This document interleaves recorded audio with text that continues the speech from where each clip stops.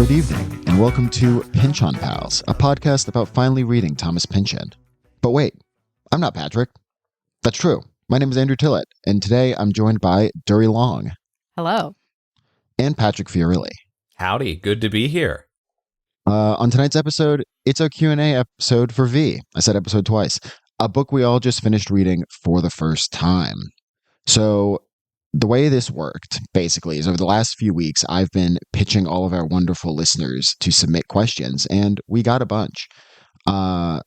We did get more than we're going to fit into this episode, so if you don't hear yours, don't worry. There's still plenty of time. And basically, I just went through our email and our Reddit posts, picked the questions which seemed good.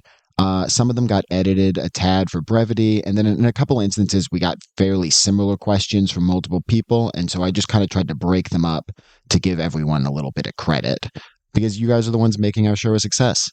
Patrick, I think you wanted to talk about something before we really started our questions. You want to take it away?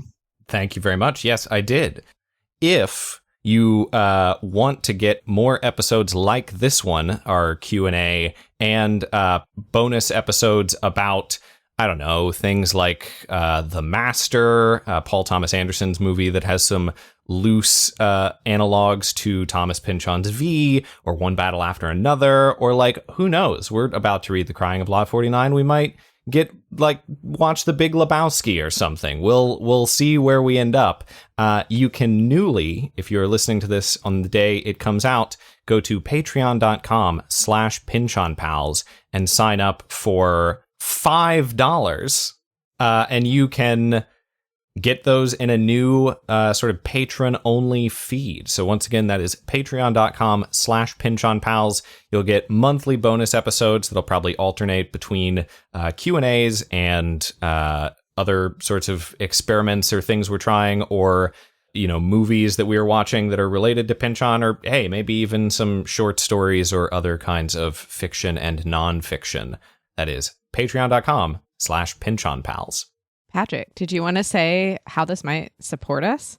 So this, the reason we're doing this in large part is to sort of make this podcast more of a sustainable and growing part of our lives in the foreseeable future. So we would like to buy some more upgraded audio equipment. We would like to devote more dedicated time to growing the podcast, to doing more stuff, because we've really enjoyed doing this. We really enjoyed the feedback that we get from y'all, and we would love for y'all to have the opportunity to show your support in keeping this project going and making space for it in our busy lives. And the Patreon is the best way to do that, alongside your old standbys of rating and reviewing on your podcast platform of choice, and simple word of mouth.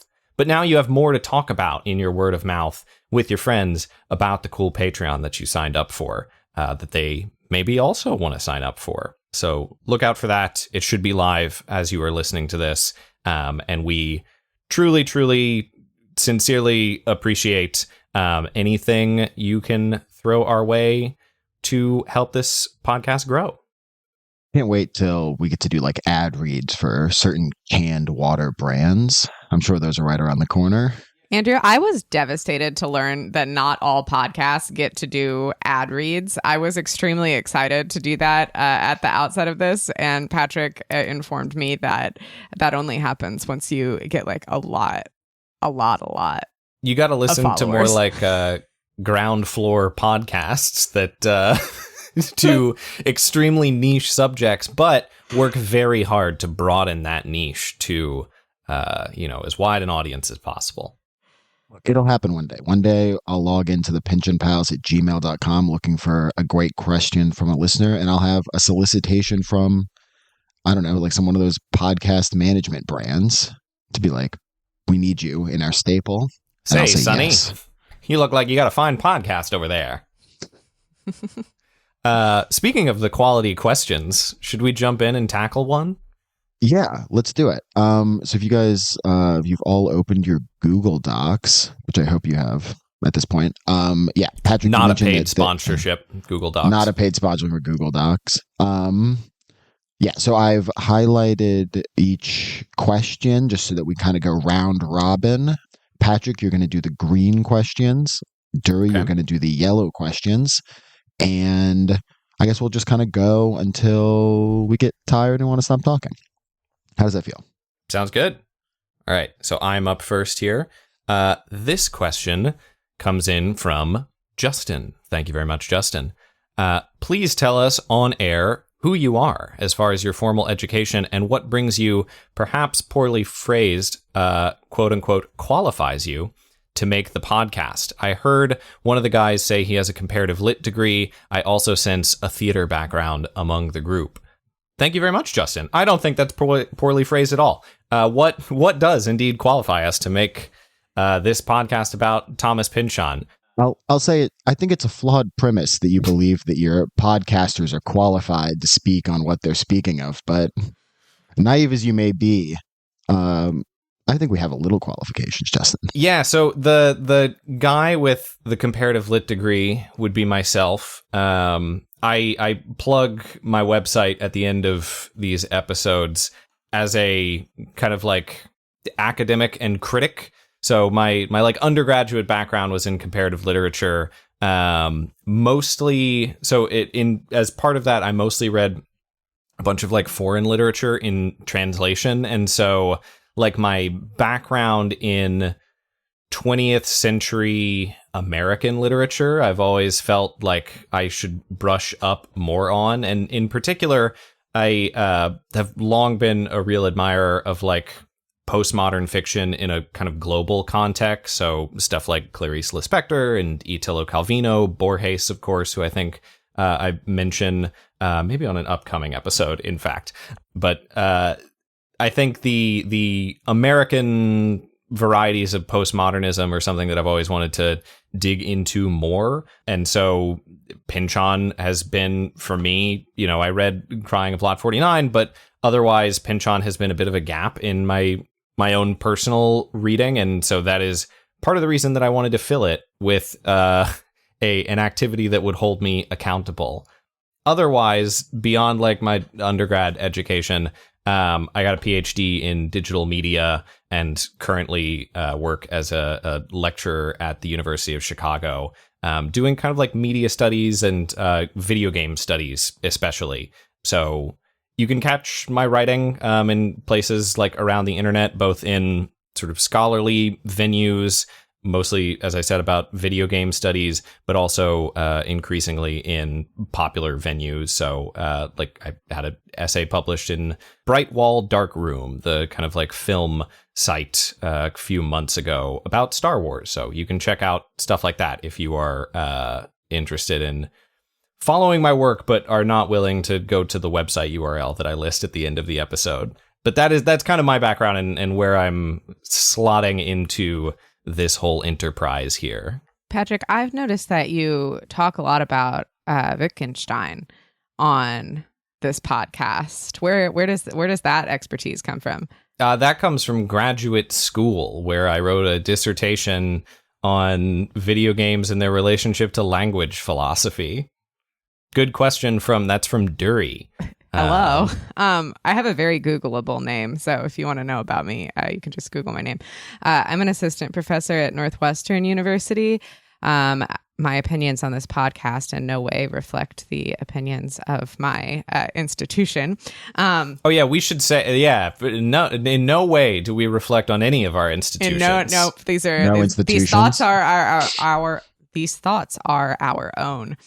That's our slogan.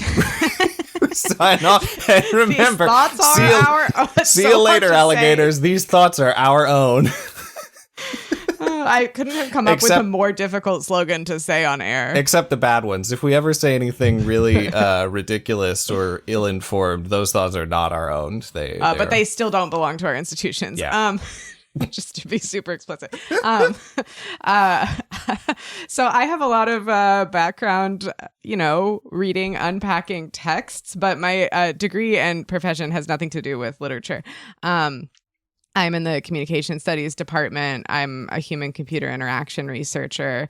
My PhD was in human-centered computing. I do stuff related to fostering broader public literacy surrounding AI.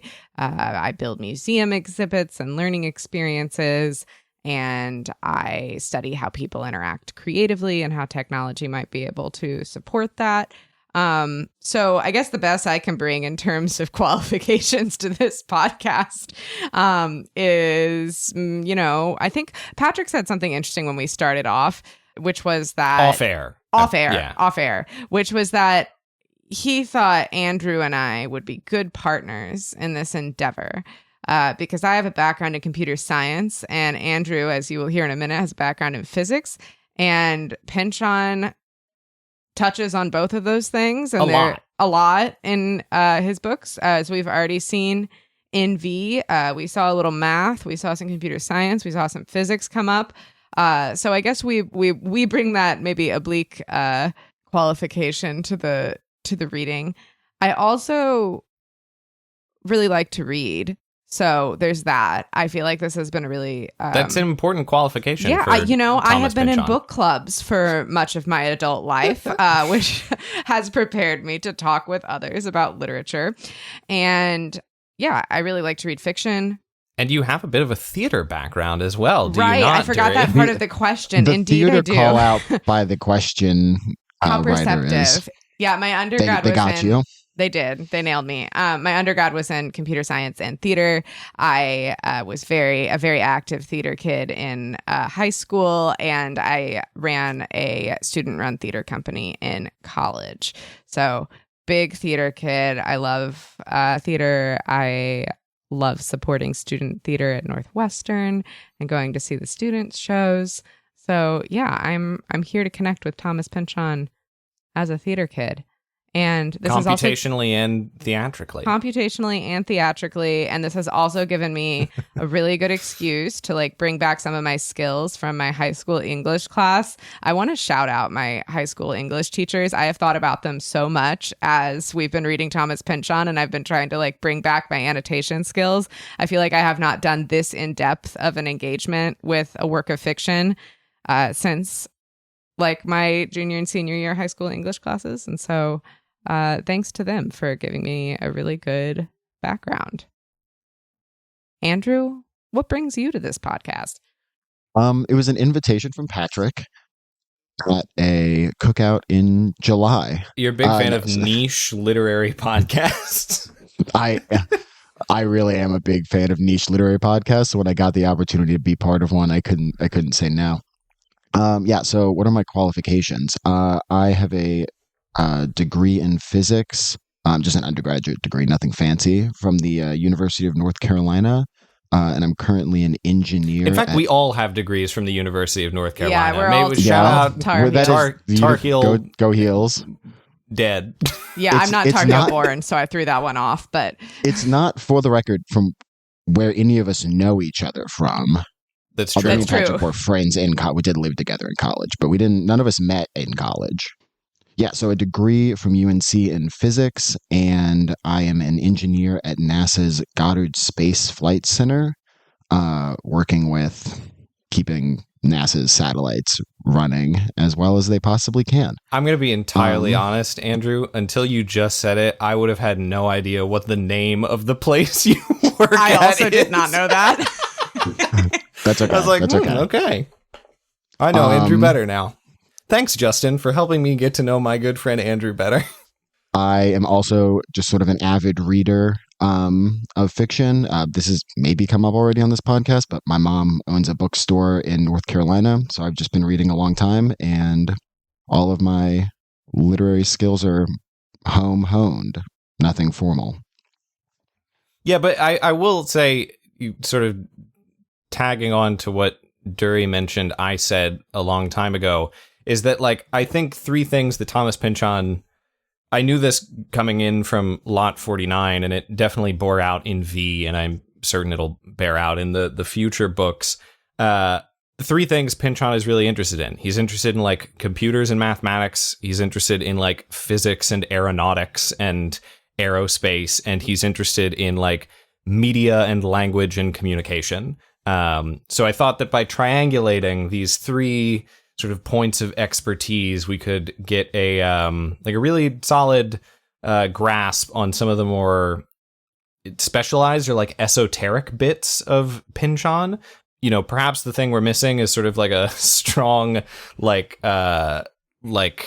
historical or political historical perspective, but you know, that's what our sort of deep dives and our companions to the various books are for, to bring those along with us. Yeah, I should What is say, Wikipedia here for, if not a quick summary of a historical event? And our good friend J. Cary Grant, for sure. Yeah, and unlike J. Cary Grant, none of us are Pynchon experts by trade.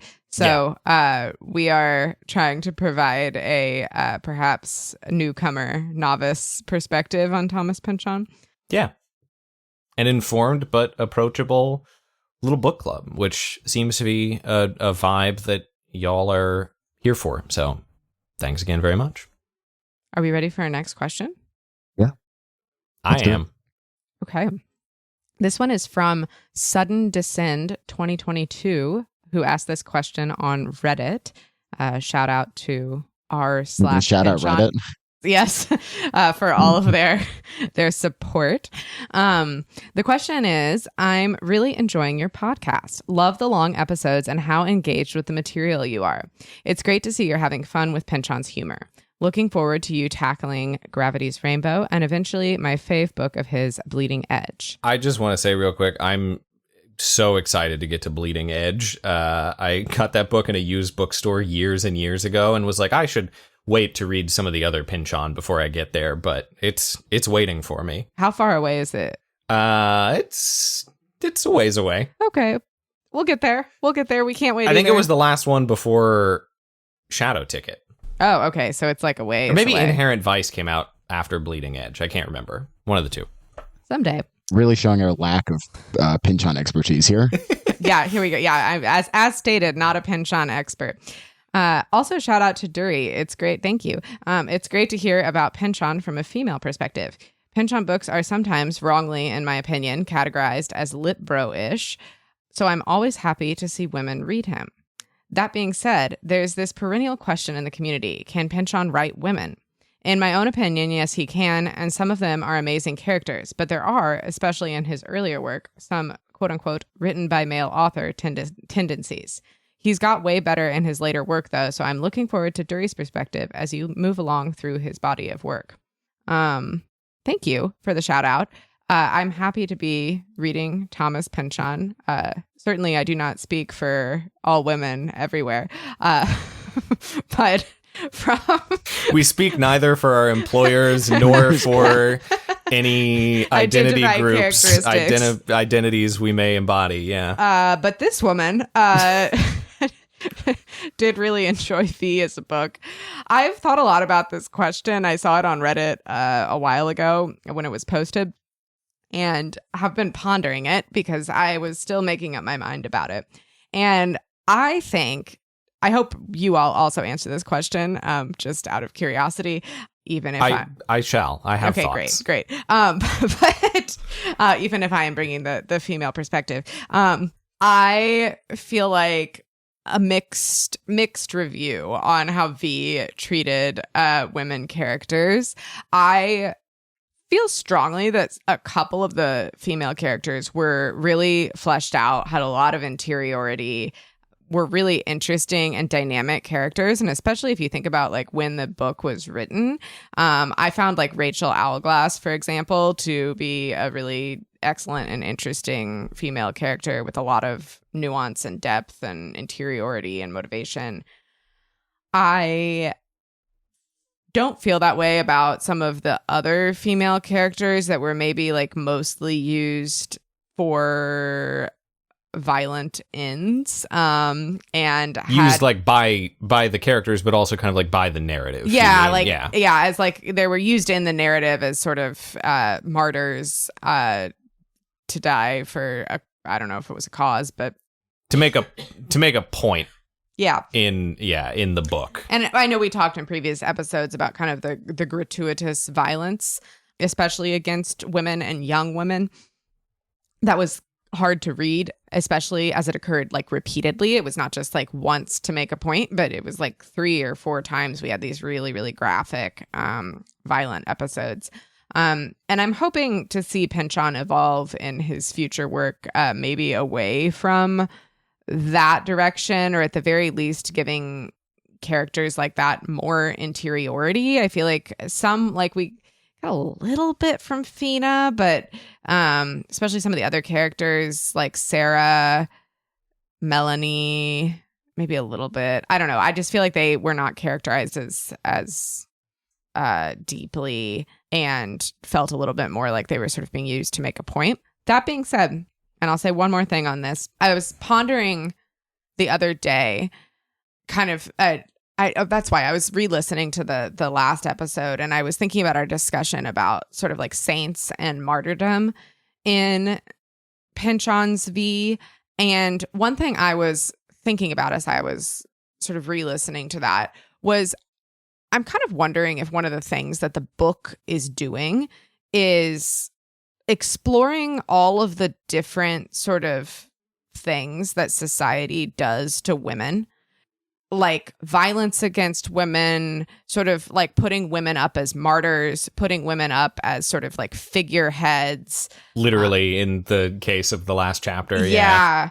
Like we see all these different instantiations of women. Like we see Esther as sort of like I don't know. I just feel like there's so many different kind of portraits of women in V.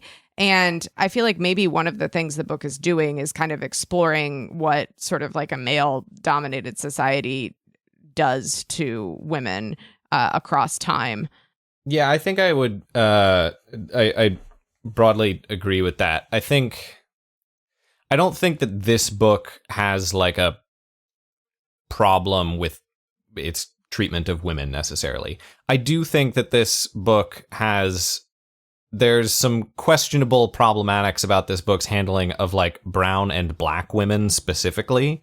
I think most of the women who we do get that kind of interiority of and through, Rachel, even Melanie to some extent, are these like very white figures. Now, of course, there's identity politics at play in both of those characters as well. Rachel is Jewish and has a lot of like her character arc runs through her Jewish identity in a big way, and also runs through her class identity in a big way, and as does Melanie's in the V in Love chapter.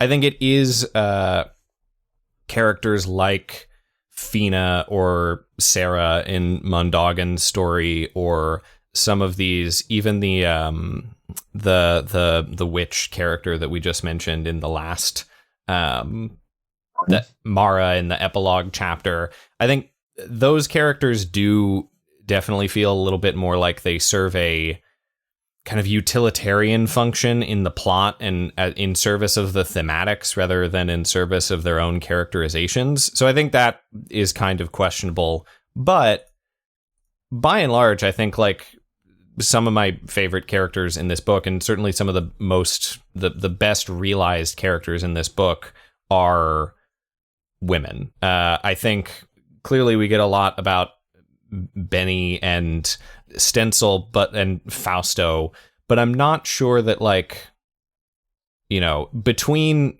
Pig Bodine and like Esther, we get more interiority, and I think Esther is a more interesting and more dynamic character than, you know, a lot of the other sorts of side characters. And it's just a quality of a book like this, and maybe of Pynchon's work more broadly, that like some characters are these deeply realized, felt, fleshed out psychological portraits, and other characters are basically like weird little Looney Tunes who run around and get into scrapes, and sometimes those scrapes are funny and slapstick, and sometimes those scrapes are like depraved and debauched.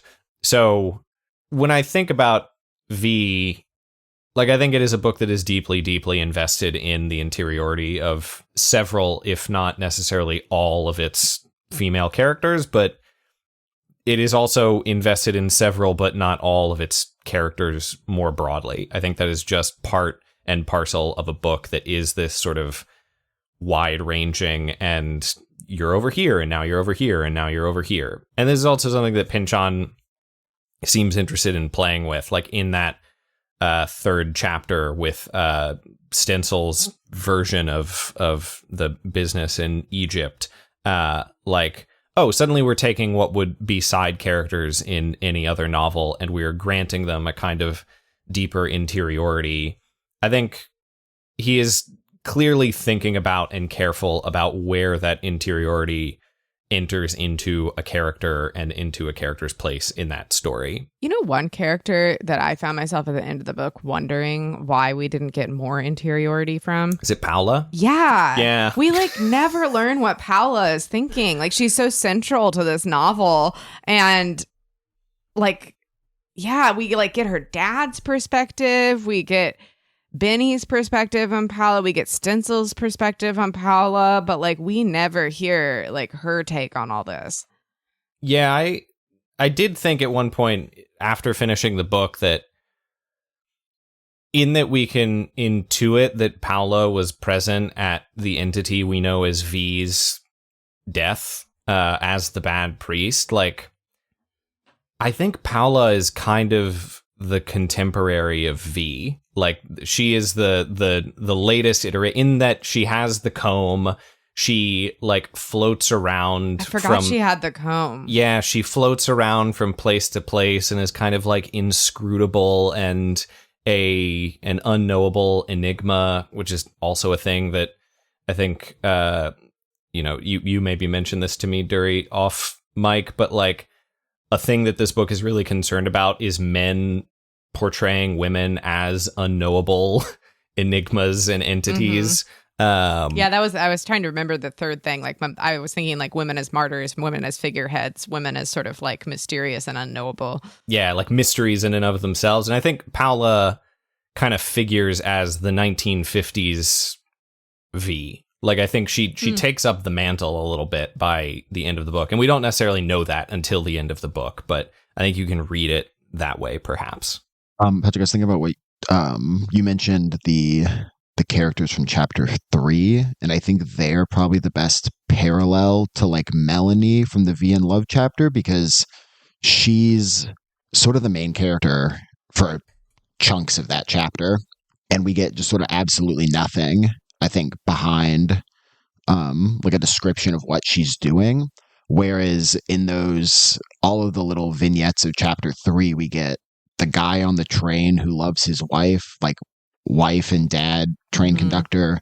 We get the guy in the cafe who is confused about he like stops Porpentine's listening to these Englishmen who are constantly yammering. Yeah. We get the guy making drinks who's like a wannabe revolutionary. Oh, the barmaid in the beer hall. Yeah, she's a female character. She gets fleshed out. I'll give her. She gets a little fleshed out. But I think it's interesting, that those mostly male characters get a lot of interiority, but then Melanie in her chapter gets sort of absolutely nothing.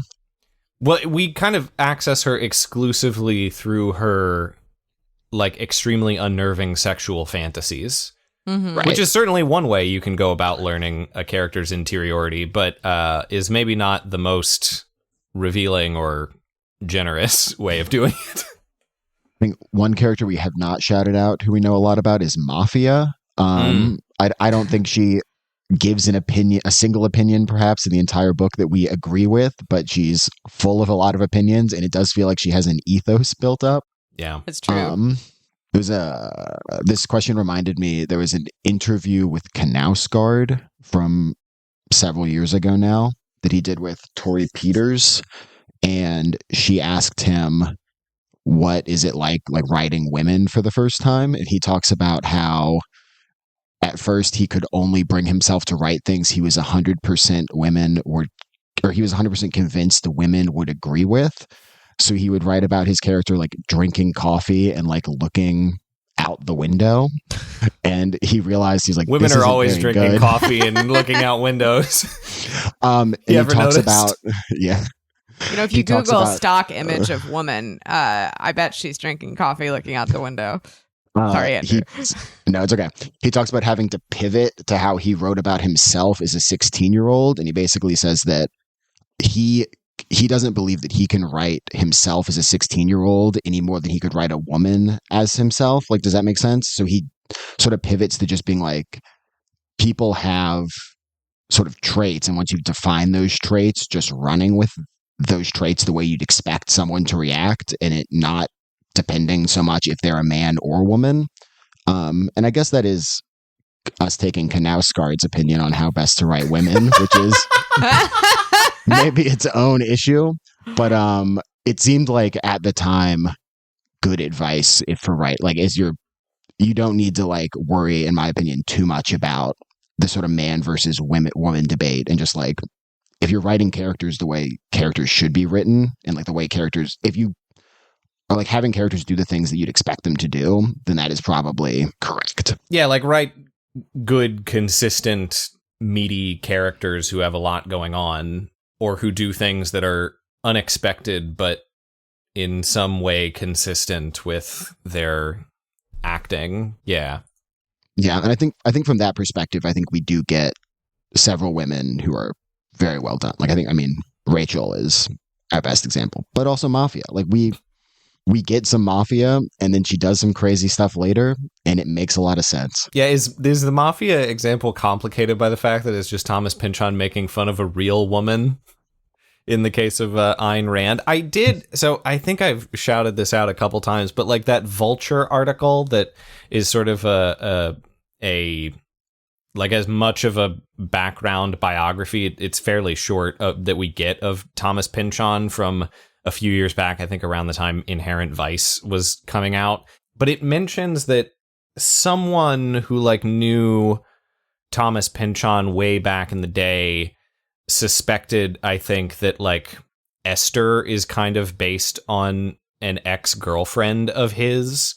And like there was, or at least this person who knew Thomas Pynchon like suspected that there was some like real bitterness that was being worked out through this like horrible facial surgery that is described in gross detail in Esther's case. So I'm not saying that like, 22-year-old Thomas Pynchon like is unassailable perhaps in all of this, but given that we have no direct access to where some of these characters are coming from, like I nonetheless think that Esther is a really compelling, well realized character. Yeah, and especially in contrast to Rachel, I thought they were a really interesting sort of character duo. Mm-hmm.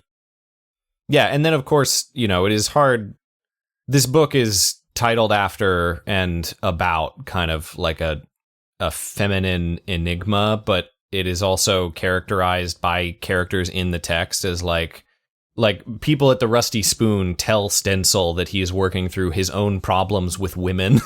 Well, and like in there's his a lot quest of for V. There's a lot of exploration in the book of like sort of what expectations people put on other people, and this like, yeah, I don't know, like Stencil pouring sort of like all this energy into like figuring out this enigma of V because like his mom is missing and like he doesn't know what happened to his mom. And then we have like Rachel who takes on this like motherly role, but also like Benny and Rooney like look to her for mothering. And like Fina is kind of the mother, like the den mother like, of the gang until they turn like sexually upon her. Well, and some of this like turning, I feel like we have these like women who are sort of like human, like animate beings. And then we see how the people around them or like society at large, like turn them into like inanimate figureheads or like martyrs that like, and you can do different things to someone that you're, characterizing as inanimate than you can do to someone who is animate and like agentic. Mm-hmm. And so I do think like there's something going on there with this like duality of animacy and inanimacy and how that applies to women throughout the book, and then how women, like different women, are treated depending on if the people around them are viewing them as sort of like an agentic person or if they're viewing them as sort of like an inanimate figurehead. Even V, like when she's sort of like disassembled by the children, I don't know, like has sort of almost fully become like inanimate and is being taken apart like a machine. As opposed to at the beginning when we meet Victoria, we have like all of this kind of interiority about like her motivations and background. Yeah, I mean, we could probably talk for another half hour just on the theme of V is a lot about femininity, but it is also in a big way about the relationship between like femininity and maternity. Mm-hmm. Like how many characters are pregnant or consider pregnancy or consider dependency or consider abortion. Like that is a running theme in this book, going back even in the like chapter in Little Italy where one of the characters starts thinking about like you have this quote unquote something like a foreign body growing within you and then it disappears and then sometime later on it like enters another vagina basically. And yeah, that I think that's something this book is concerned with, is the relationship between bodies and I guess in this case like women's bodies and pregnancy. Yeah, and like celibacy and non-celibacy. I mean, I feel like there's this whole thing with like Victoria Wren and her like former nunship and then becoming sort of like a priest later on and then trying to convince all the other young women to be nuns and this saintliness. And so I feel like there's like definitely this sort of like Madonna horror complex going on with some of the characters, which I do think ties into that larger theme of like where does a male dominated society sort of like slot women into? Yeah. And slot queerness and sort of like gender transgressiveness and all sorts of those things are in here that we only sort of touched on in our discussions. Yeah, so go ahead and write in, just go ahead and get this question in for how our thoughts on women in Pynchon have changed once we read Crying of Lot 49, which has a woman as its protagonist. You can go ahead and write that question in. We'll get it in the next Q&A episode. I've been excited about that. I'm eager to see how Crying of Lot 49 develops with the sort of woman protagonist, because we didn't get that in V. Only occasionally. I mean, we got like, I guess like Rachel's perspective, but like Benny and Stencil were the protagonists. Yep. Okay, we ready for the next question? Yeah. Yeah. Bring it on. Okay, this one is from Steven. What are your favorite passages from V? What is your process for episode prep? Do you just read once, multiple times, take notes? So that's obviously a sort of two different themes there. Do you guys want to do the passages first? I guess that was the first question, technically. Yeah, let's start with passages. I think for me, but we've talked a little bit about our favorite I think in the wrap-up episode, we talked about our favorite chapters and stuff.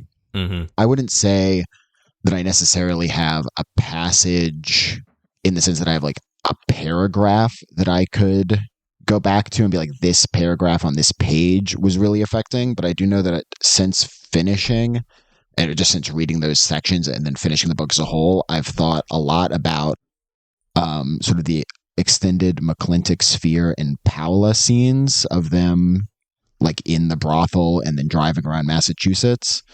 A lot about alligator hunting and the chase through the sewers and the priest Faring, Father Faring, and Veronica stuff.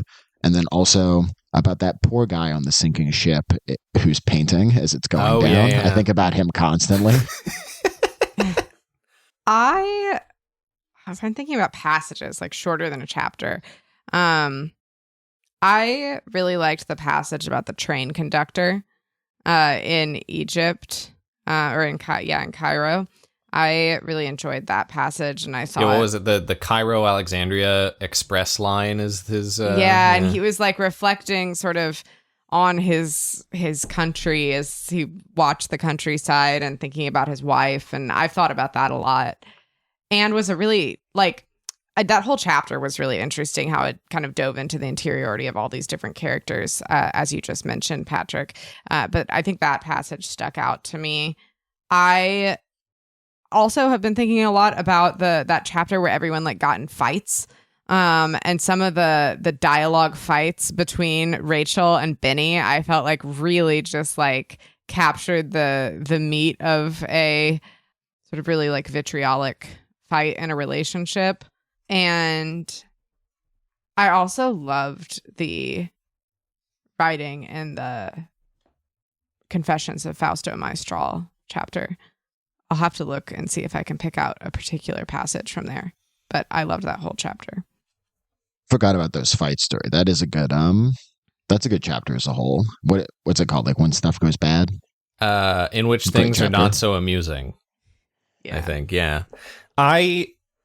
It reminds me, it is like the one part of this book that like genuinely did like send a shiver down my spine as I was reading it the first time, but it's the laugh of the strand wolf in the fog paragraph that is like halfway through or like 3/4 of the way through Mondoggins' story. Mm-hmm. I just think that is absolutely brilliant writing, and the way that sort of like big high register is Pynchon kind of moves into it seamlessly from all of this kind of like high gothicism and this like intricate ornate scene setting until it just like builds and builds and builds until that like kind of haunting crescendo almost. I also like I'm not gonna be able to think about this book and not think about the rhinoplasty scene. Maybe that's just because I like read the whole thing word for word. Duri, I think you may have done a little skimming there, skimmed over some of the details there, but like, yeah, it's gnarly. It goes on for a while.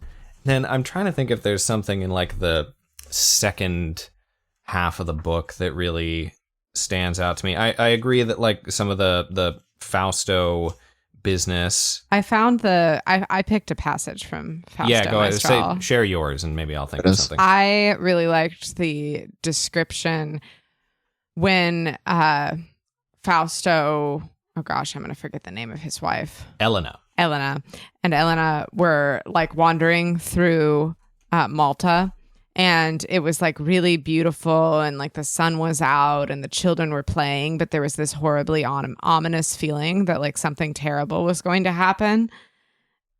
I thought that passage was really excellent. Yeah, that's a good one. Well, maybe I'll say then I really liked the kind of echo of that passage when Stencil and Benny are running through Central Park and they like hear the guy beating up the cop, and then they like find the delinquents who are like running around, and there's the woman who is trudging after a condom floating down the river. Yeah, there's just something about that, and yet there's like this sense of like warmth and camaraderie to that moment. Yeah, something about that scene stood out to me as a kind of remarkable passage.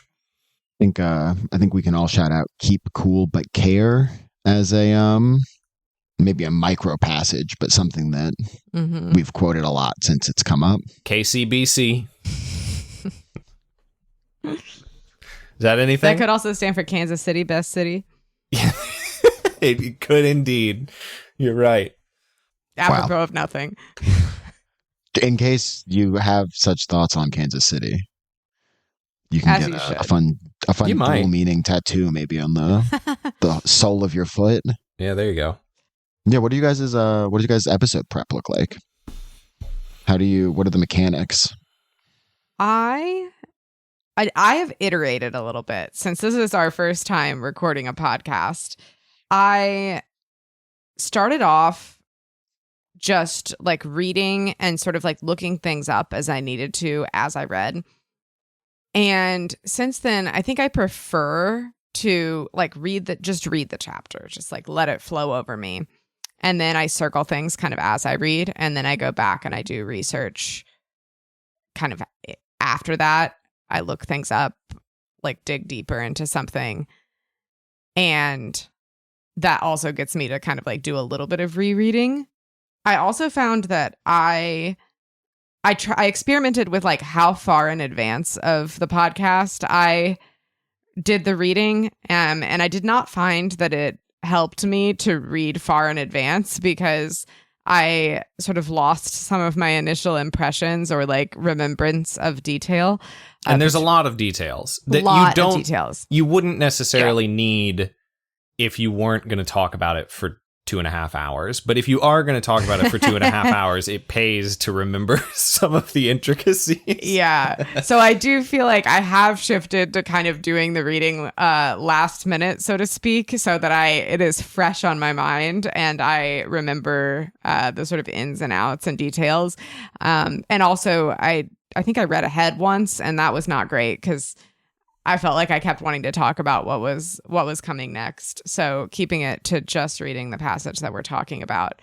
But yeah, I take notes in the book. I circle things. I'll like, write annotations about when I think something's interesting, but also like I had to look up a lot of words while I was reading this and historical events and stuff, and would make annotations related to that.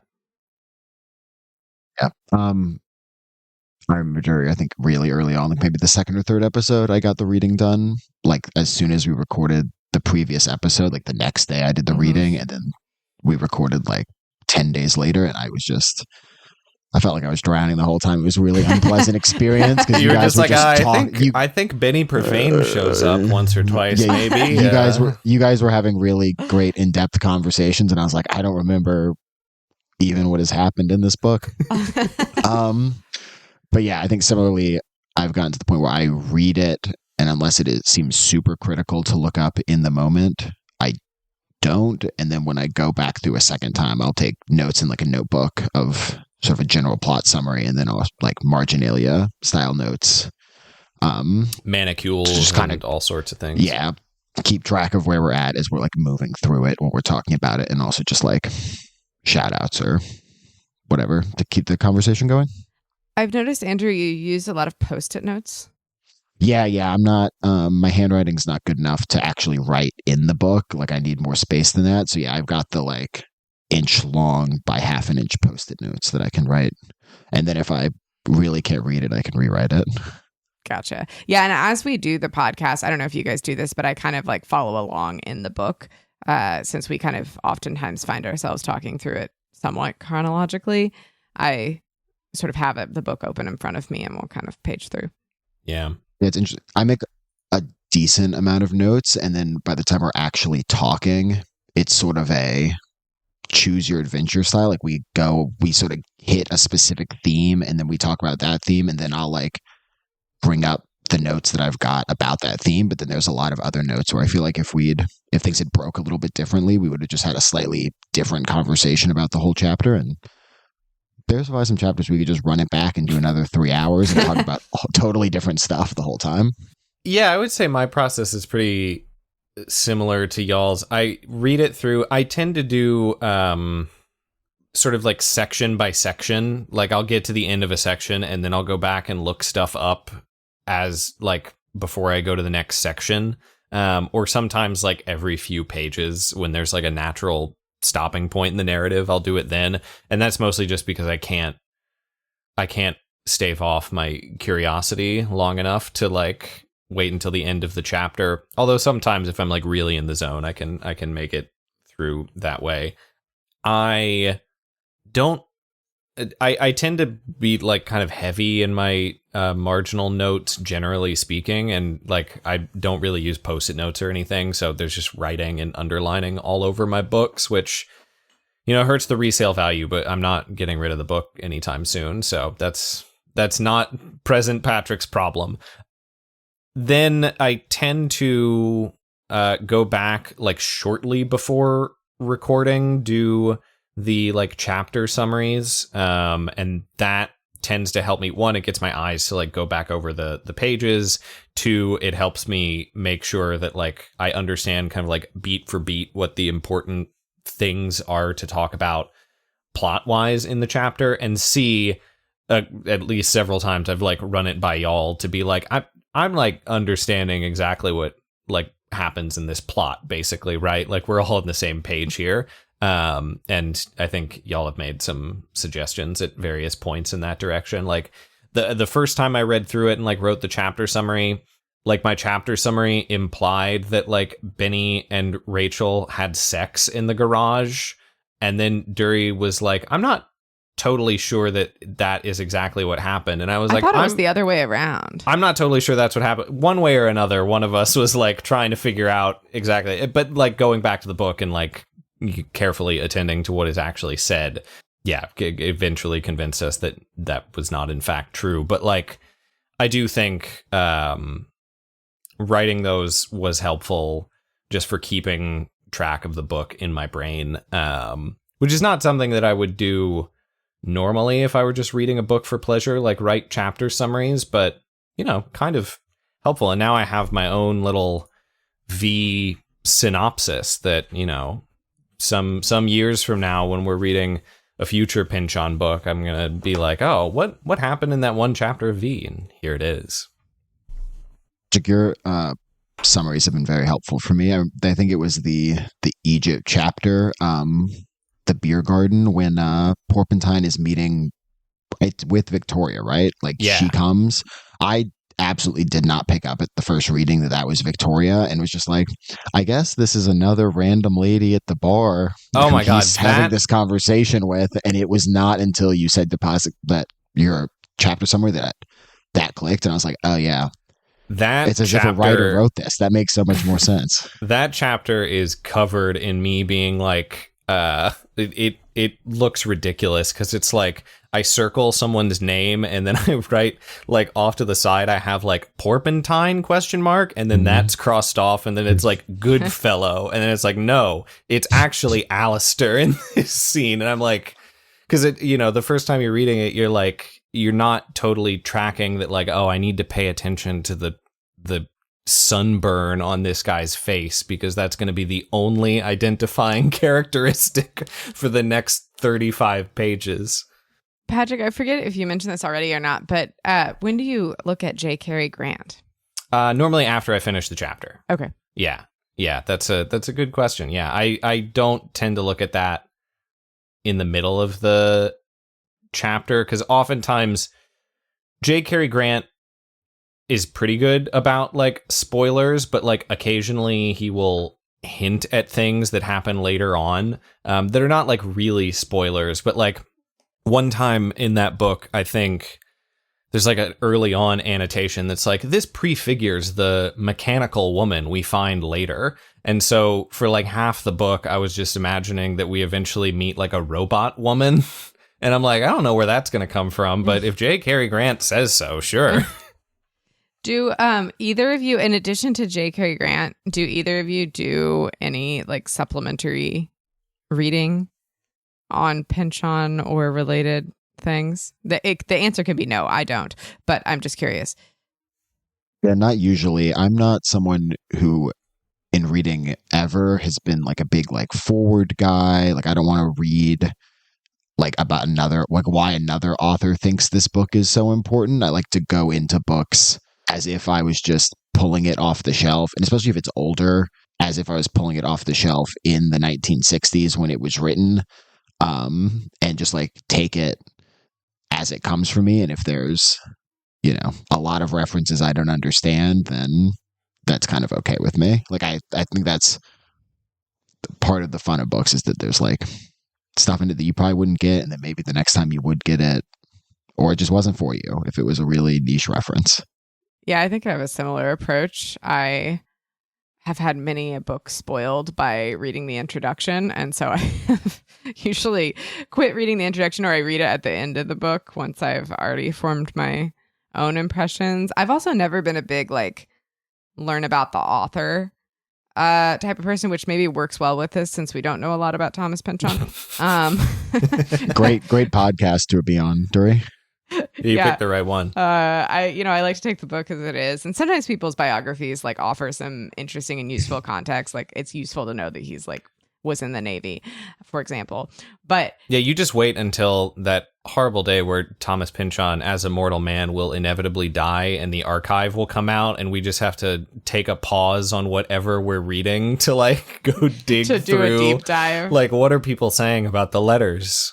This just further reinforces that our Ferrante Friends spinoff is a good idea because we don't have to learn about the author. Exactly. We can only change the name of the podcast. It's now Authors Anonymous.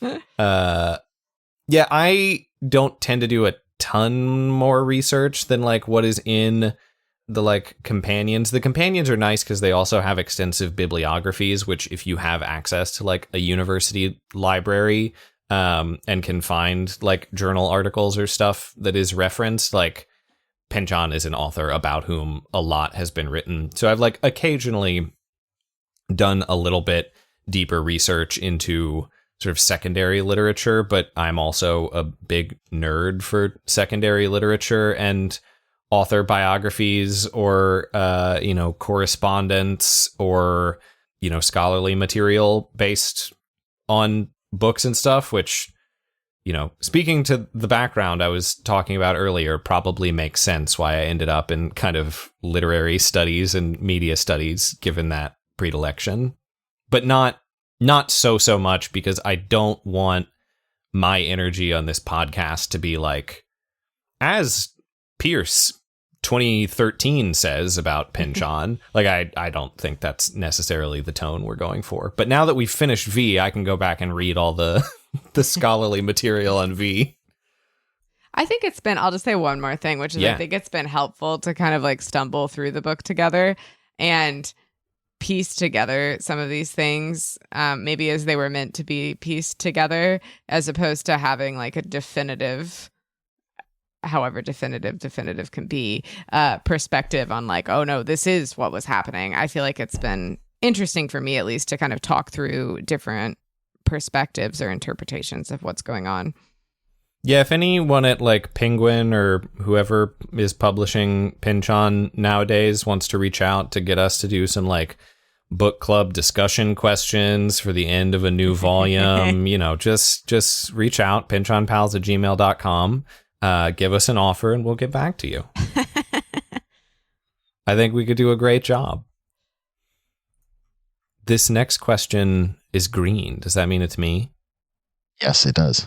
How about we take this question that I will read right after a short break? Sounds good. Sounds like a plan. All right, Pynchon Pals Q&A edition. Oh, wait, no, Andrew, you do this. Take us to the break. Pynchon Pals Q&A edition. We'll be right back.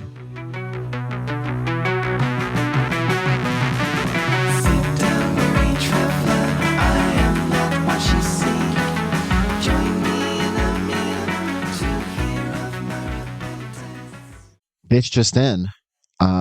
During the break, Patrick informed me that we got tagged in a Blue Sky post mid-recording. Wow, coming in hot. Live from his phone. It's Patrick Fiorilli. So I'm reporting now on the scene of Blue Sky. We've gotten tagged by Steven, aka Spike Stonehand, on Blue Sky in a screenshot of what looks like a tweet that is a tweet of an image of a headline that says U.S. accuses EU of seeking cheese monopoly in South America. And the screenshotted tweet says, Pynchon strikes again. And I did not understand why we were tagged in this, but it is because Pynchon, or the International Cheese Syndicate, is a plot point in Thomas Pynchon's Shadow Ticket.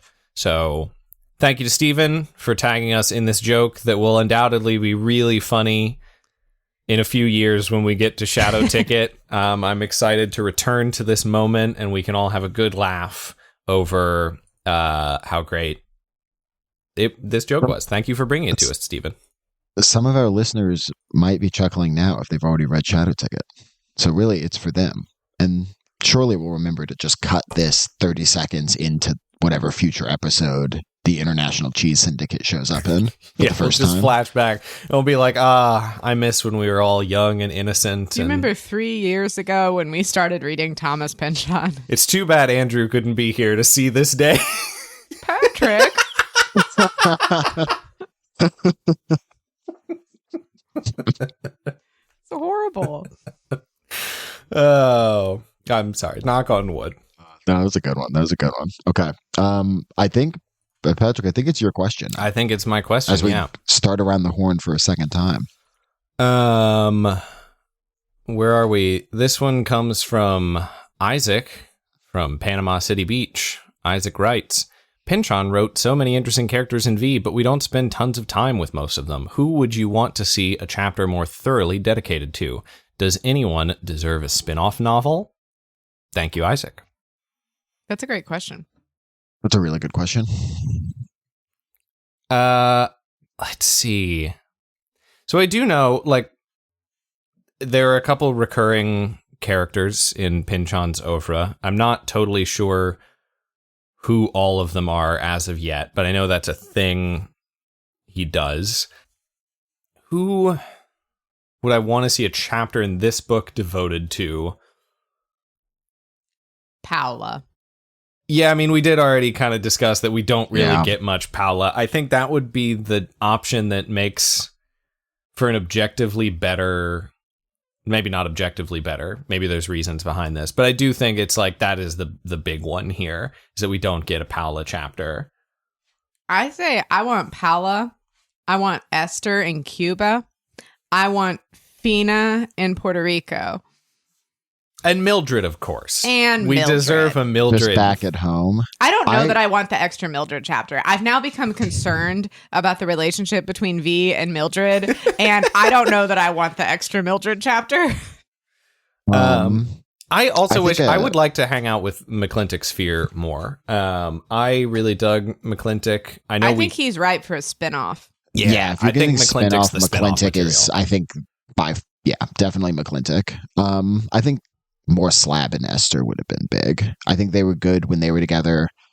I think them in Cuba would have really been clutch. That could be its spinoff, maybe too. I don't know if that would have made a lot of sense in the greater Sequel, V to just Esther have. goes to Cuba.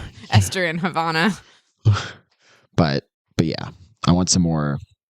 I think more whole sit crew time is never a bad thing, but I think you could have some more whole sit crew time with an emphasis on some of the other members. I think another spinoff novel could be like sort of like little spy adventure heist, like the adventures of Porpentine. Oh, sure, yeah. I feel like there could be a fun little novella spinoff. Oh, no, I changed my answer. I want the Gaucho spinoff. I want more of the Oh Gaucho. God, the Gaucho. Wow, I forgot about the Gaucho. Yeah, that's my official Wow. answer, and nothing can change it. I want the Gaucho spinoff. What about the Gradrulfi spinoff? Little interiority into the flower store. Wow. Does anyone want to make a call over who we think are going to be the characters who we see more of? I mean, I think we know, like, at this point, Mundaugen is certainly in Gravity's Rainbow. We did know. I didn't know that. There's no way the German engineer does not show back up in the book about the I German don't think I should missiles. speak. I don't think I should speak on this question. Okay, so there's one character that I didn't necessarily need like a whole chapter on, but I felt like I was left hanging a little bit with Bongo Shaftesbury. I feel like we learned about that switch in his arm, and it was very ominous, and it was all about he's gonna like switch his personality. And I did kind of come back with the flipping and the flopping, but in more of like a thematic connection sort of way. Sure. I was really thinking that would factor into the plot more when we originally read it. So it would be interesting if Bongo Shaftesbury showed up again. You were kind of hoping that it would be like the current Fallout TV season where they're going around putting little switches on the back of Exactly. people's necks and Yeah, going and like, then they have mind control. Sort of like if anyone has seen the TV show Dollhouse. Anyways. Yeah, call up Joss Whedon. We got a I was gonna. adaptation for we're it. not. We do not support Joss Whedon, but I do love his TV shows. The Joss who came in from the cold. I think there's no way that Pig Bodine doesn't come back. We couldn't get rid of him inside the novel, and I think he's going to be just as hard to get rid of outside the novel. Once he gets out of the brig, he's coming He back. breaks containment. Pig returns.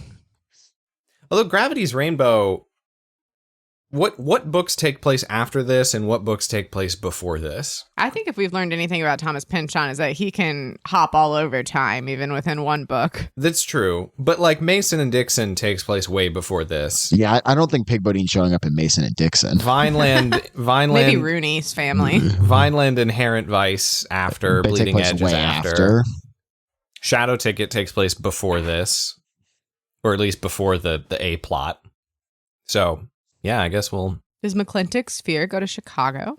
Maybe. Why not? On tour? I don't know. Is McClintock's Sphere... I don't know that he's alive in the 1930s. Yeah, you're right. I think he's alive in the 1930s. He's maybe not an adult in the 1930s. Yeah, there you go. I think... a thing that I reflected on is like many of the characters in this book are like very young, which makes sense that like Thomas Pynchon is a young writer working on this. Probably he's got young peers, and I would hope the whole Sick crew is not in their 40s except for Stencil. Stencil's in his 50s, isn't he? Yeah, God help him. Barry, I've got bad news for you about whole Sick crew-esque people. They're always in the whole Sick crew. Yeah, they're not leaving it just because they turned 30. Oh yeah, the whole thing about everyone being like 24, I was really up against that constraint, answering one of our later questions, which we'll get to in a few minutes. Yeah, that's also what I was thinking about. We'll get there when we get there. Anyways, thank you, Isaac, for this question. Thank you, Isaac. Okay, Duri. Oh, yes. You're up. I'm up. I have a question from Laura. Laura's question. I am tasking you with making the rules for the unofficial V drinking game to go along with the cookbook. When should I take a sip, finish my beer, or take a shot? Love the pod. I think you should smoke one joint when Benny smokes his first joint. That's the first rule. That's the first rule. Is this okay? I have a clarifying question, which Laura cannot answer as she is not here right now. But is this a drinking game as you're reading the book? Or is this a drinking game to complete in your life, sort of in reflection of the book? I don't think there's a lot of post hoc drinking games. What? I don't know. Just like every time you get suggesting that. Are you just every time you get on the metro going north-south, take a shot? Yeah, that was exactly what I was going to say, Andrew. Oh, okay. Yeah, sort of like an always-on drinking game. If you spend a day doing a drinking game based on V, when would you drink? But maybe that's not how drinking games work. I think surely she means while reading. But while reading, okay. Because you think of like a movie drinking game, I think it would normally be like when you're watching the film. Yeah, no, that's fair. It's just you read a book over a much more extended period of time. But if you really binge read V one night only. True, yeah. If you go on a real bender and you are drunk for 3 weeks while reading V, when would you've got to take a sip every time it says like schlemiel, right? Surely that's a take a sip. Yeah, I think inanimate also got to be a sip. Oh God, you'd be hammered. Inanimate. Oh, every time the elephants drink, I think you have to finish your drink every time the elephants drink. Yeah. Maybe you could just finish your drink every time an exotic animal appears. That's true. Yeah. But like for the first, I don't think every time it's a strand wolf, you need to right. Yeah. You don't need to. Yes. The first time the strand wolf shows up, the first time the shimmering monkeys show up. What about when someone breaks out into a song? That is quite a bit. Yeah. That happens a lot. I think that's got to be a sip every time there's... What's a good shot one? Something that happens sort of like repeatedly enough. Like periodic, like a once a chapter thing. Every time Benny shoots himself in the foot. You could just sort of do a... like take a shot every stencil chapter or something. Take a shot every time someone in the book gets shot. I have a dangerous one. Take a shot every time you don't know what a word means. Yeah, I'm going to start losing words pretty quickly. Nice. Quickly. That's a game that, spirals. Yeah. Yeah, I think take a shot every time someone gets shot isn't bad. Because enough people get shot. Bongo Shaftesbury or Porpentine gets shot. Stencil gets shot. Yeah. I feel like the song, though, is also like we got, they're not so frequent. Yeah, that's true. The song would be better because think about the getting shot thing. There is the Mondaugan story chapter. A lot of people are murdered, and it's kind of grim. So that's not. That's true. That's a good That's point. not ideal. That's not fun. Right. I guess you just need to worry about the sort of like Rooney sections where several songs appear in sequence. And that might just be that's going to be a tough bad thing stint. to get That's through. going to be a bad stint. But maybe that puts you in the headspace of one Rooney Winsome. And maybe you don't want to be in the headspace of Rooney Winsome, but you'll get in the physical space of Rooney Winsome. Well, write in if you have any rules. I have one more. That you would like us to drink. Oh, go ahead, Duri. I just thought of it. Every time someone suggests a new idea for what V might be. Every time you get a new V. Every time you get a new V. Yeah, that's not bad. That's 5. That's 5 drinks. Very reasonable. Much more reasonable than every time you don't know a word. Yeah, much more reasonable than that, that's for sure. That's fun. That's fun. Yeah, and as I was saying, if you at home have a good idea for when you'd want to take a shot or drink a beer while reading V, send us in an email. Maybe we'll read it out on an upcoming episode if it's a good idea, and not if it's a bad idea. Your ideas also do not reflect the views of our employers. Okay, let's see. This one is from Marcus in Allentown. Hi, Pynchon pals. Hi, Marcus. Hi, Marcus. Over the last few years, I have read several books by TP. I don't love the abbreviation TP. You could have typed out Thomas Pynchon. And I'm currently reading Shadow Ticket. My question is, do you have a Goodreads? What is a book you would recommend to a Pynchon fan looking to branch out? All recommendations are welcome. Patrick, do you have a Goodreads? I feel like you're the most likely to have a Goodreads of the three of us. Yeah, I do. I don't update it. I find it really annoying to update. I can barely keep up with my Letterboxd account, and that I think is somewhat easier for me to like watch a movie and like, oh yeah, I'll log that, than it is to remember to like say that I finished a book, mainly because I'm not a person who reads like one book at a time. Like I've got 12 books with bookmarks in various points, and some of them I have not opened in as many months, so it's too much to keep track of to do the Goodreads. Do you want to share your Letterboxd with the public? What is my Letterboxd? You've got good taste. Well, sometimes you've got good taste. I think it's just Pat Fio. It's whimsical taste. I think it's the same as my like website handle. I think it's Pat Fio. I have a Goodreads. See if it's Pat Fio, and if that's my Letterboxd, folks, then that's where I am. I hope it's someone else's Letterboxd who gets a bunch of subs. I have a Goodreads. I update it, although you might be disappointed to find out that a lot of my spare reading time is taken up by reading Thomas Pynchon. And so I'm reading other books more slowly than I was maybe before we started this podcast, but I do update it. Are all Goodreads public? I don't know. I mean, you're welcome to follow me if you want. Idea. I have actually no idea if it's just my name. So look for my name on Goodreads. The InfoSec is not strong with our web presences. So yeah, it's just my name. Let's see if I can find. I typed in Duri Long Goodreads. I get your website, Duri. Got that good SEO on my website. I get a Goodreads account of books by Lori Long. Interesting. No relation. And then a Goodreads account about something that has clearly nothing to do with anything I typed into Google except Goodreads. But see, if you go to Goodreads. Yeah, let's just go to Goodreads and see what happens. And type in my name. Like, does that come up?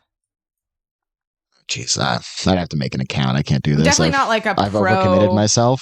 Oh, so you do not have a Goodreads, Andrew? I do not have a Goodreads, and it doesn't seem that I can search just people's accounts without already having an account. there's no like search. Well, this question functionality. is going swimmingly. Yeah. Oh my Anyways, God, I have a yeah. good Let's reads. move on to part Find two. me if you Part find me. two. If not, don't worry about it. What's a book you guys would recommend to a Pynchon fan? Ooh. I have a good idea for this, so I can start. Yeah, you go ahead. Totally, Kick us off. totally by happenstance, I read a book in October that I felt really fits the Pynchon mold, which is The Plot Against America by Philip Roth. Oh, I Oh, sure. started reading that a while ago. Yeah, it hits on, I think, similar themes, sort of the paranoia, the Nazism, takes place in the greater New York metropolitan area. So I think that would be a good book. That book? Also, yeah, go ahead, Dur. Oh yeah, I was just gonna say that book reminded me. I did not finish that book. I was reading it for book club a number of years ago, and I think got distracted or busy that month, so I still have it, but I haven't finished it. But it reminded me a lot of The Amazing Adventures of Cavalier and Clay. If you've ever read that, which I do think is also a very good book. I haven't read it in a long time. I read that like many years ago, but I remember it being very good and also hitting on a number of the similar themes to V. And yeah, I think a Pynchon fan would enjoy The Amazing Adventures of Cavalier and Clay. I will say, The Plot Against America is also, I think, is fantastic. I'm not just recommending it because I think its themes are similar. I think you'd enjoy it if you read it. They made a like TV series of that a while back, didn't they? They did, yeah. Which I've not seen. I've also not read the book. Again, showing I haven't read a bunch of American literature. This is like maybe less exciting, but I was reminded of William Faulkner a bunch while reading this. So not a contemporary recommendation, but it made me want to go back and read more Faulkner. Yeah, I'm going to pull for my recommendation. I mean, I think there's a lot of like Borges in V, especially in the sort of like tracking down weird sort of literary conspiracies. And we talked as well about like Pynchon's relationship to Nabokov a couple of times. Although it seems the Nabokov book, the real life Sebastian Knight, I've not actually read that one, but supposedly it's supposed to be kind of V-esque. The author that I'm going to recommend is Roberto Bolaño.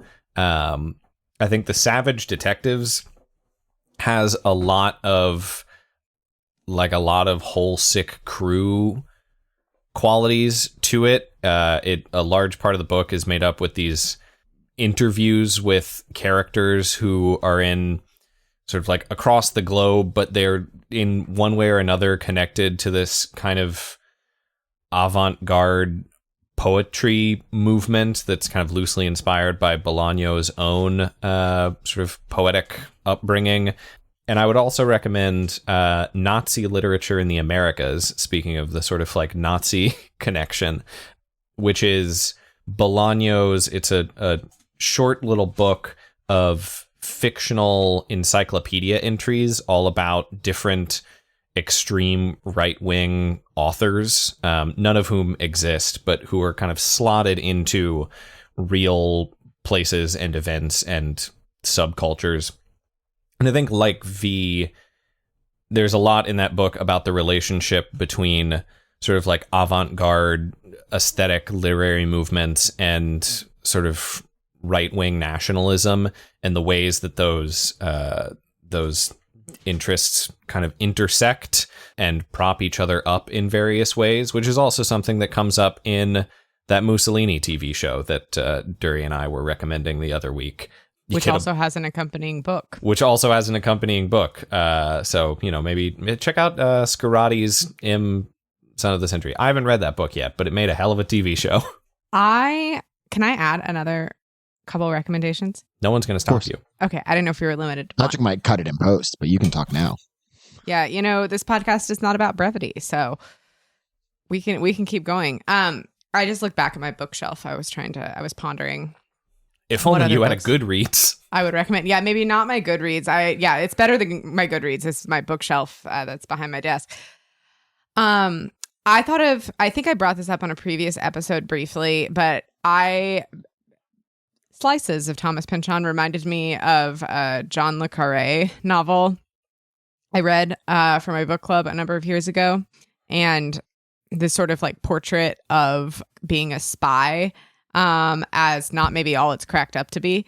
And especially the bit about like Stencil being sort of put out to pasture and his buddy, and like this sort of like tale of the aging spy that sort of used to have a clear mission, but now has like lost a sense of what's right and what's wrong. I feel like that definitely shows up in John le Carré novels.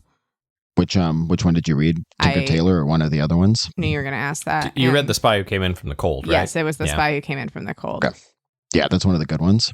It was really good. I will diss Tinker Tailor publicly on the pod. I have The not Spy Who read that Came In one. From the Cold is good. Yeah, it was. I've only read The Spy Who Came In From the Cold.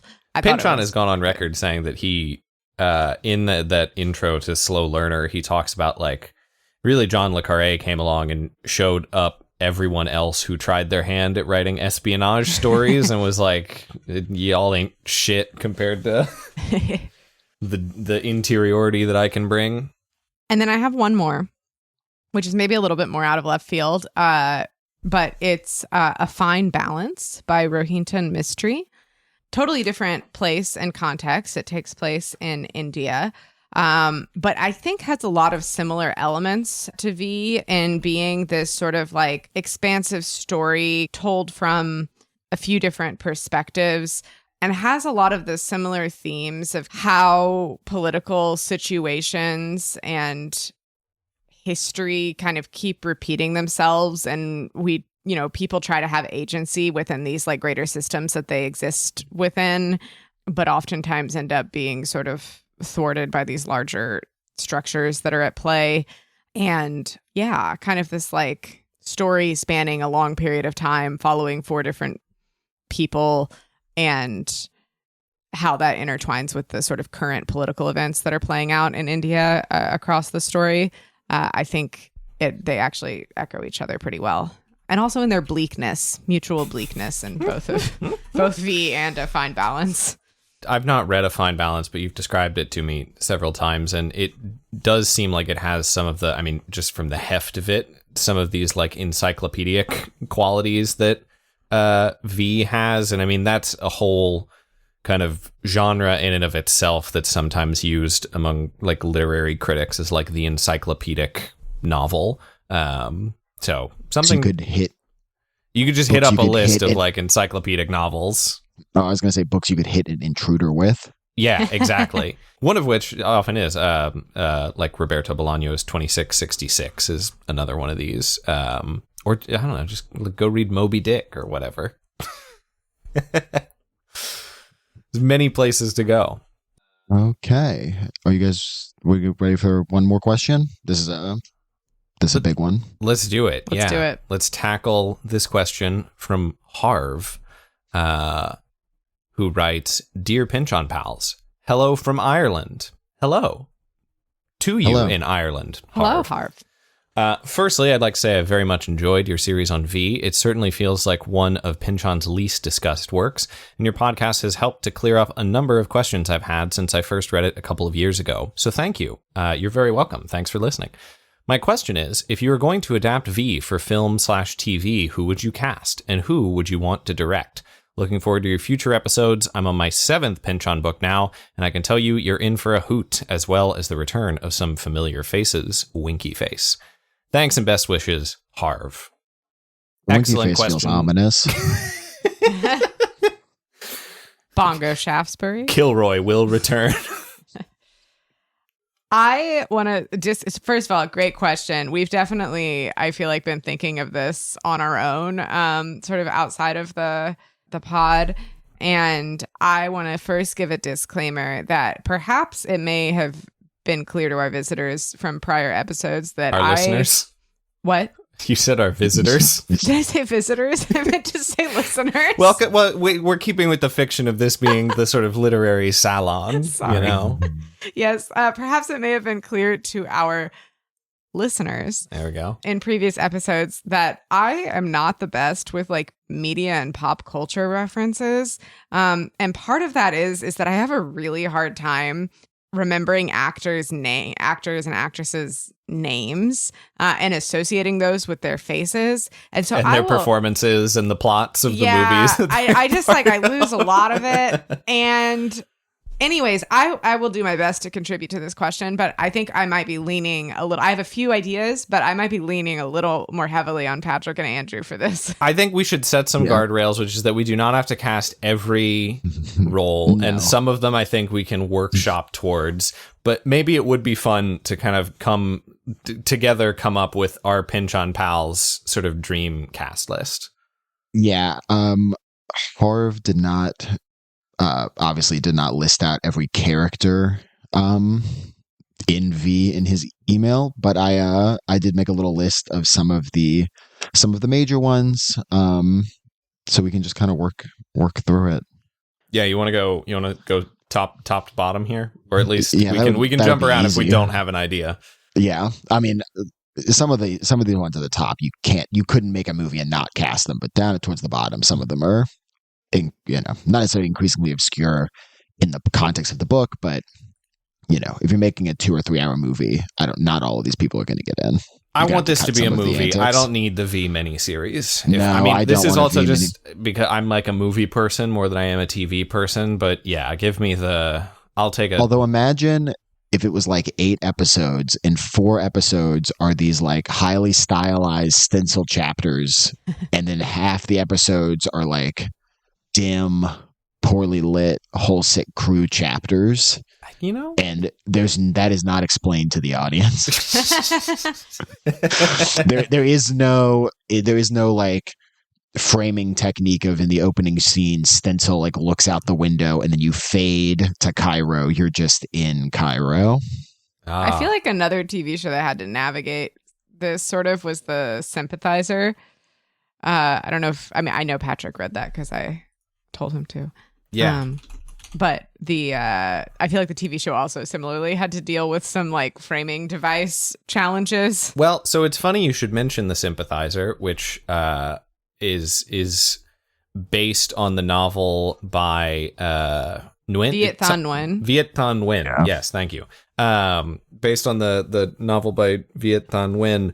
And the TV show, the miniseries, is directed by Park Chan-wook of Old Boy fame, and also more recently of Decision to Leave is the one that came out fairly recently.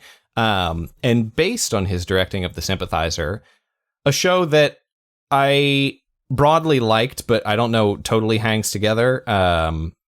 He might be a good pick to direct V, if I'm being totally honest. I think that show especially, and also his films, if you've seen those, has like a really interesting relationship to really dark humor and ultra violence and like kind of cartoonish silliness on occasion.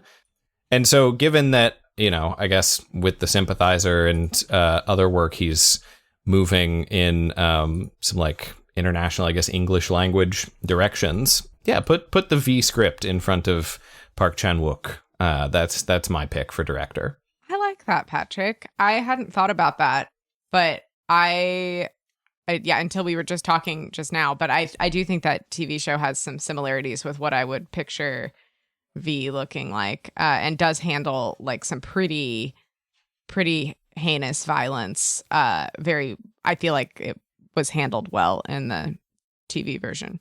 Yeah, but there's all the stuff in that show where like people's faces keep getting replaced with like smiley faces and stuff that like you could do some fun stuff with like Kilroy graffiti. Mm-hmm. And I just think it'd be visually interesting. And I'm trying not to pick like Paul Thomas Anderson is who I would want to direct the V change movie. It up a little. Yeah, change it up a little bit. Spread the Pynchon love.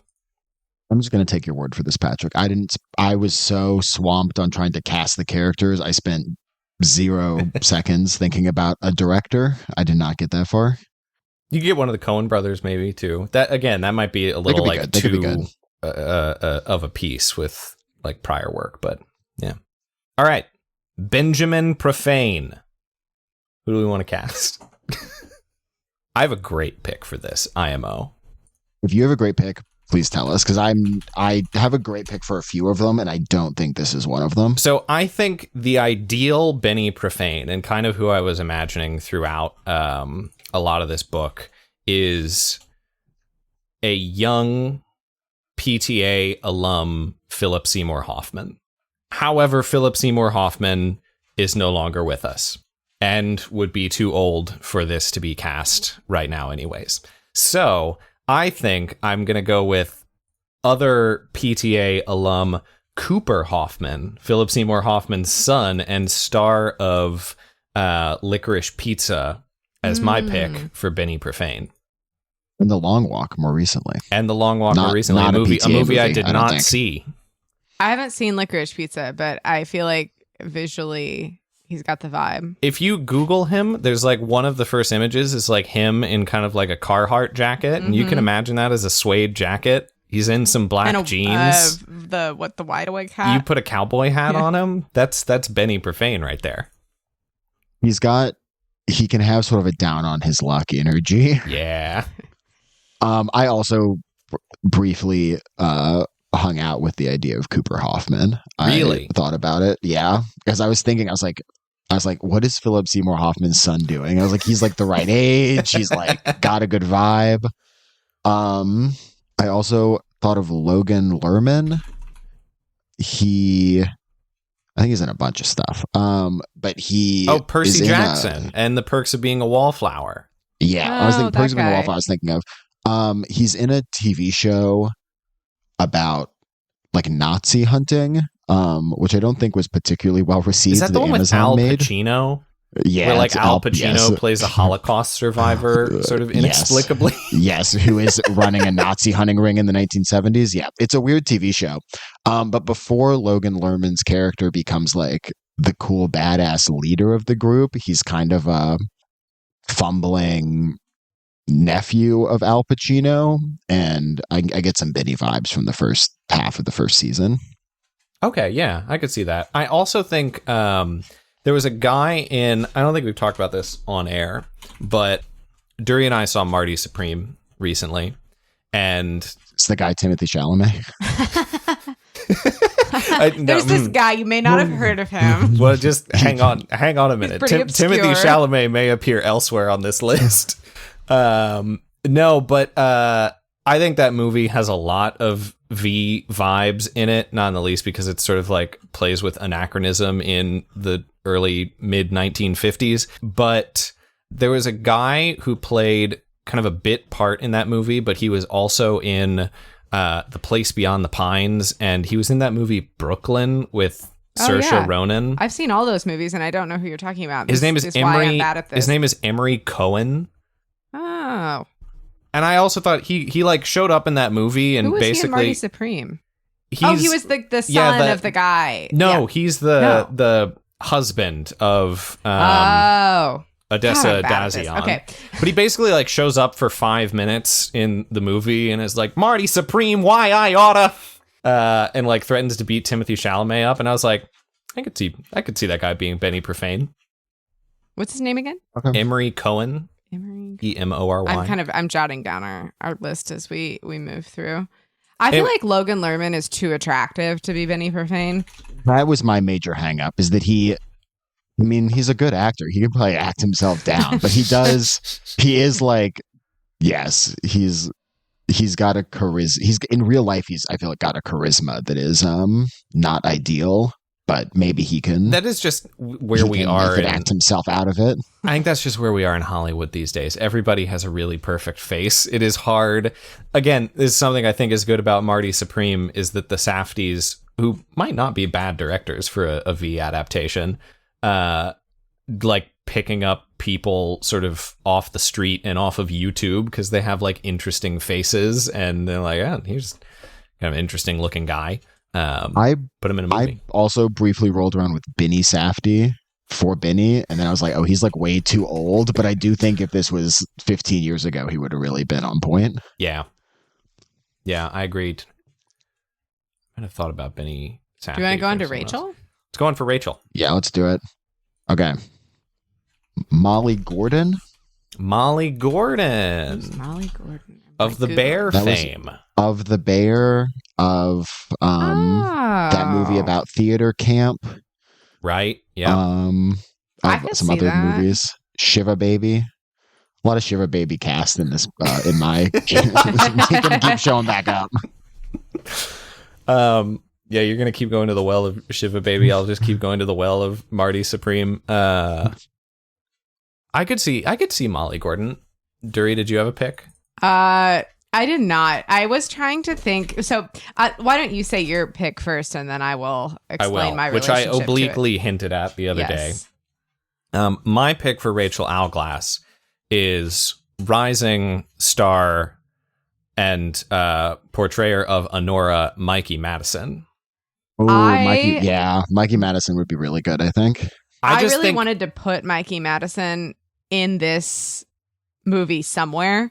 I was also trying to fit her in. I was like, she's got it. I couldn't figure out where. I'm still not 100% sold on Rachel, but I'd be open to seeing an audition. So let me make my case. I think the first scene we properly are introduced to Rachel following Profane's recollection is her like barging into Schoenmaker's office and like telling him the hell off for 5 straight minutes. Yeah. And I really think Mikey Madison could tear someone a new one as like an introduction to a character.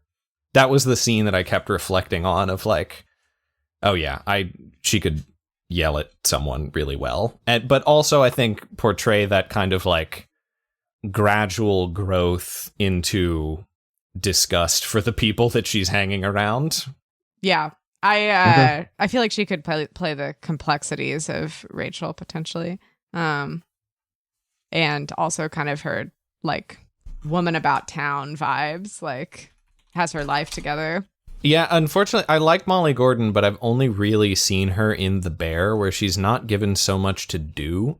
I think where Molly Gordon could rise and Mikey Madison might fall is in the sort of like mothering vibes. Mm-hmm. You know, like when she's like I don't picture Mikey Madison like babying a incredibly drunk Winsome for weeks on end. Yeah, I think that's fair. Or do we have to decide like on each one of these, or can we? So. Okay, we can just sort of like just have our pitch ideas. Let the listeners have things that they like or don't like. Yeah, listeners, also feel free to send us your picks if you have different ones. Who's next on the list? Paula. For Paula, this is where I had Odessa Zion. I think that's pretty good. Marty Supreme and I Love LA. She was high on my list. Turns out there's not, as far as I could tell from Googling, and I'm not a casting director, but I was looking up who's like hot right now in Malta, and maybe some of these names that I have never heard of are really, really excellent. But yeah, I think we may have to expand out of strict Maltese heritage, or we should expect Hollywood would expand out of strict Maltese heritage. I don't know what the ethics are there, but yeah, I did think of Odessa Zion for this as well. Did you have any thoughts, Duri, on Paula? I have a couple of these that I've picked people on, so I will chime in when I have a strong feeling. So I did also think for Paula, what's her name? Now I'm blanking. Who was Wednesday? Jenna Ortega. Jenna Ortega. I had Jenna Ortega for Fina. Oh, interesting. Yeah, okay. I don't know if I picture... I'll have to think about that. I don't know if I see Jenna Ortega as Fina. Could you see Jenna Ortega as Paula? Maybe more Paula than Fina. The tricky thing with Paula is that if we are keeping strictly to the text, we need someone who can play 16-ish. I feel like Jenna Ortega could. I mean, she's like she does that in Wednesday. Yeah, that's kind of where I landed on her at. Andrew, next on the list you have Esther, and I got to be honest, I could not think of a good Esther. I just put Rachel Sennett, who I was like, she could do it.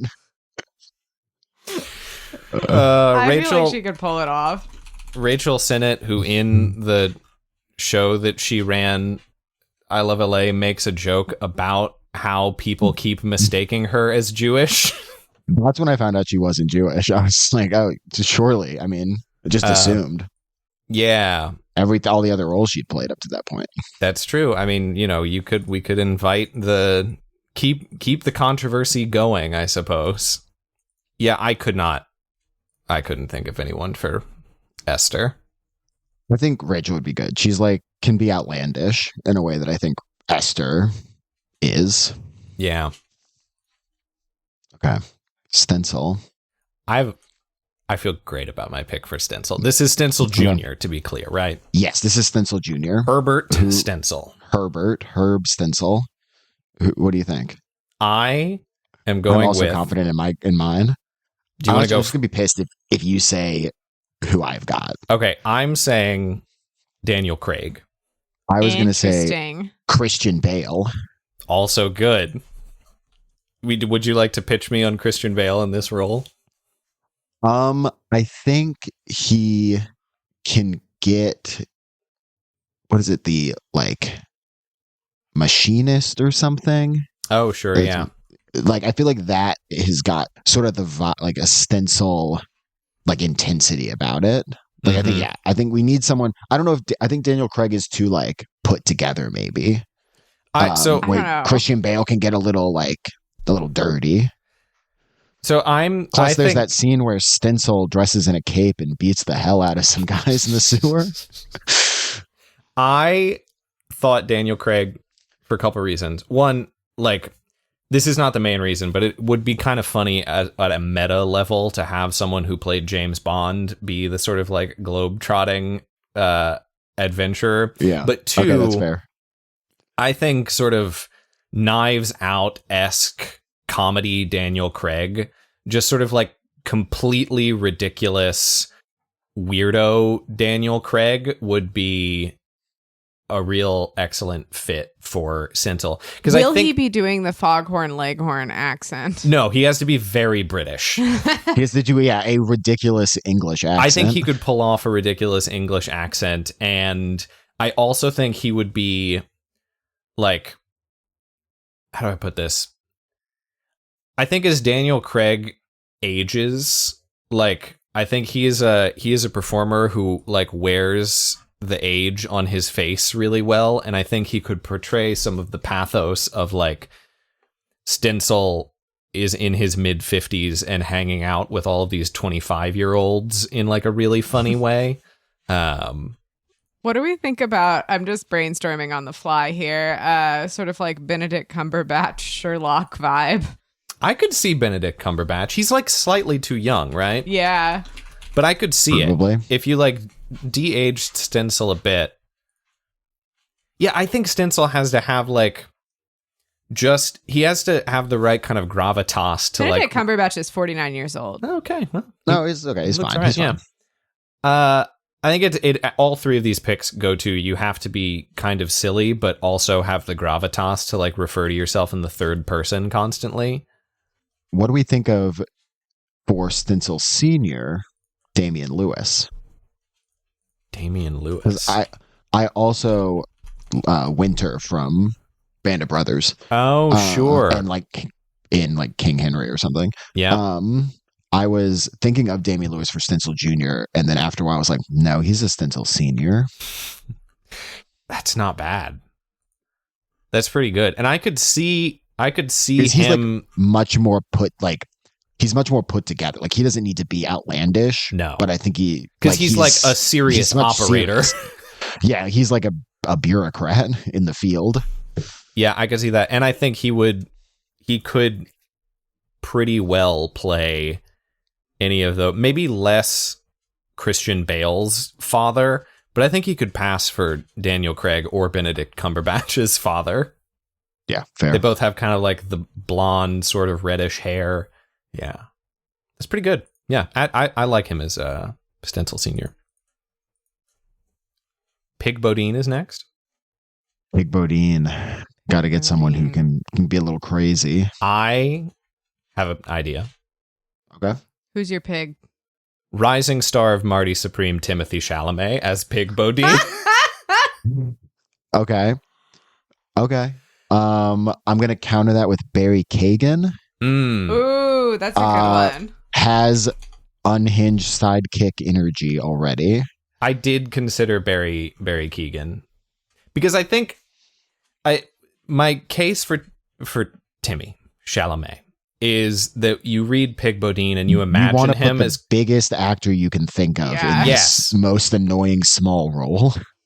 well, but I also want. I think you imagine Pig Bodine as kind of like a big, kind of bulky, very hairy guy, and I do think it would be an interesting portrayal of that character to make him like spindly and weird. You know what I mean? Like kind of like a wiry Pig Bodine who's a little bit on edge. At some point I was just looking up, like, because they describe how hairy Pig is at times, and I was just looking up hairy actors, and it was like Henry Cavill, and I'm like, I don't want Henry Cavill as Pig Bodine. Having to Google hairy actors is we're too faithful to the text at that point. We can add body hair in post. That's true. Barry Keoghan's pretty good, though. I did think about it. Has he played American in anything? I'm sure he has, but like I don't know how his American accent is. Although Irish actors tend to have really good American accents, so let's see, Barry Keoghan roles. Oh, he was in a sort Batman movie. Yeah, he was kind of the weird Kill It of a Joker. Sacred Deer. Yeah, he was arrested for public intoxication in 2022. Sounds kind of like Big Bodine. He could go method. Yeah. He was in a movie called American Animals, so presumably that he got an American accent there. Billy the Kid? Oh, he played Billy the Kid. He's going to be Ringo. Yeah, noted American Ringo star. I could see Barry Keoghan. But I still think, I think a little bit of an unhinged, really grimy and gross Timothée Chalamet could also be something. Rooney Winsome. I got an idea. Who's your idea? You haven't suggested an idea first yet. Austin Butler. Okay. I respect that. I think blonde. Blonde Austin very Butler. similar ideas because I have Jacob Elordi, and I think they both have the same idea. Uh-huh. Whichever one of them is not busy at the time could do it easily. I couldn't. Okay. So I think those are both really good picks. Winsome is a little bit older than everybody else, right? Yeah. And this does not line up, but I'm just going to say it because I couldn't get it out of my head that I think Walton Goggins would make a really good Rooney Winsome. And it might be a little bit of typecasting, but like I could see it, you know? I think what I like about Austin and Jacob is that they're both very conventionally attractive, and so to have them you've botched Walton Goggins' name. I know. Duri. I was trying to spell. I have no idea how to spell that.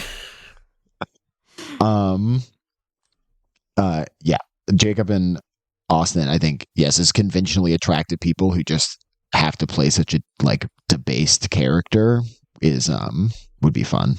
Yeah, I also just think he's like coming from like old Southern like tobacco money. I was picturing sort of like a sort of pretty boy vibe. I'm Austin Butler. I'm here to play Rooney Winsome. I'm still stuck in my Elvis accent. I can't get out. I can't stop. Are you ready for Mafia? Yeah. I have an anachronistic casting for Mafia. It wouldn't work out. She's not the right age now, but I want Parker Posey in the 90s to play Mafia. She has such an unhinged like party girl energy. I think it would be so good. How old is Parker Posey? Because if we get Walton Goggins, we could just have a little White could Lotus just be, like, kind of a little older. They could just be much older members of the. Yeah, that would work. I think if they have them together. Yeah, Parker Posey's 57. Yeah. Walton Goggins is in his 50s. Yeah, we can get them down both to their 40s. It would work. Yeah. That I think we can go with Parker Posey if we get Walton Goggins. What was that line of hers from Dazed and Confused? Oh, wipe that face off your head, bitch. Yeah, I just kept thinking about that when I was thinking about Mafia. Anyways, I was trying to think about who could be sort of like unhinged enough to play Mafia's role. Andrew, who's your Mafia pick? I wrote down Hunter Schafer. Ooh, that's good. I think, she would need her conventionally attractive winsome. That would she can't be paired with Walton Goggins, obviously. But, that would be crazy. But Jacob and Hunter or Austin and Hunter, I think could work out. Yeah, I could see that. That reminds me of I did consider Zendaya for Paula. Okay. Interesting. You're really trying to blow the budget on the minor characters with Timothy and Zendaya. Look, they just pay me to they don't pay me at all for this. I'm doing this gratis. My pick for Mafia was, and I was still going in a slightly older direction, so I was trying to go like 40s, like 30, late 30s, 40s, or someone who could play 30s perhaps. And I landed on Elizabeth Moss, Peggy of Mad Men fame. Elizabeth Moss. She would be fun. She'd be fun. I think she could handle the like freak quality in terms of the acting performance, and also speaking of sort of like weird cult-like ideology, she's also a Scientologist, so maybe she can bring to bear some of that into Mafia's characterization of sacred love, or what, profound love? What was it? Is it sacred love? Sacred love. Profound love. Right. Profound love. No, it might be sacred. Honestly, I don't know. It's sacred. Whatever kind of love it was. McClintock sphere. I feel good about my Patrick, McClintock sphere. Did we think of the same person? Do you want to? I think it's possible. All right. You want to say 3, 2, 1 and see if we did think of the same person? I'll count down. Yeah. All right. 3, 2, 1. Lakeith Stanfield. Yahya Abdul Mateen II. Okay, no, we did not think of the same person. No. Lakeith Stanfield, I did think about. He'd be good. He would be good. Do you know who Yahya Abdul Mateen II is? Does that name ring a bell? Because you'll know who the character is. It vaguely rings a bell. He played Cadillac in The Get Down. Okay, that is, believe it or not the first role that comes up when you Google him. Well, yeah, of course. But that's the vibe I'm going for, is Cadillac from The Get Down. Yeah, I could see that. Shout out to The Get Down. Can we get Baz Luhrmann to direct V? That's not a bad... That's not bad. It's not terrible.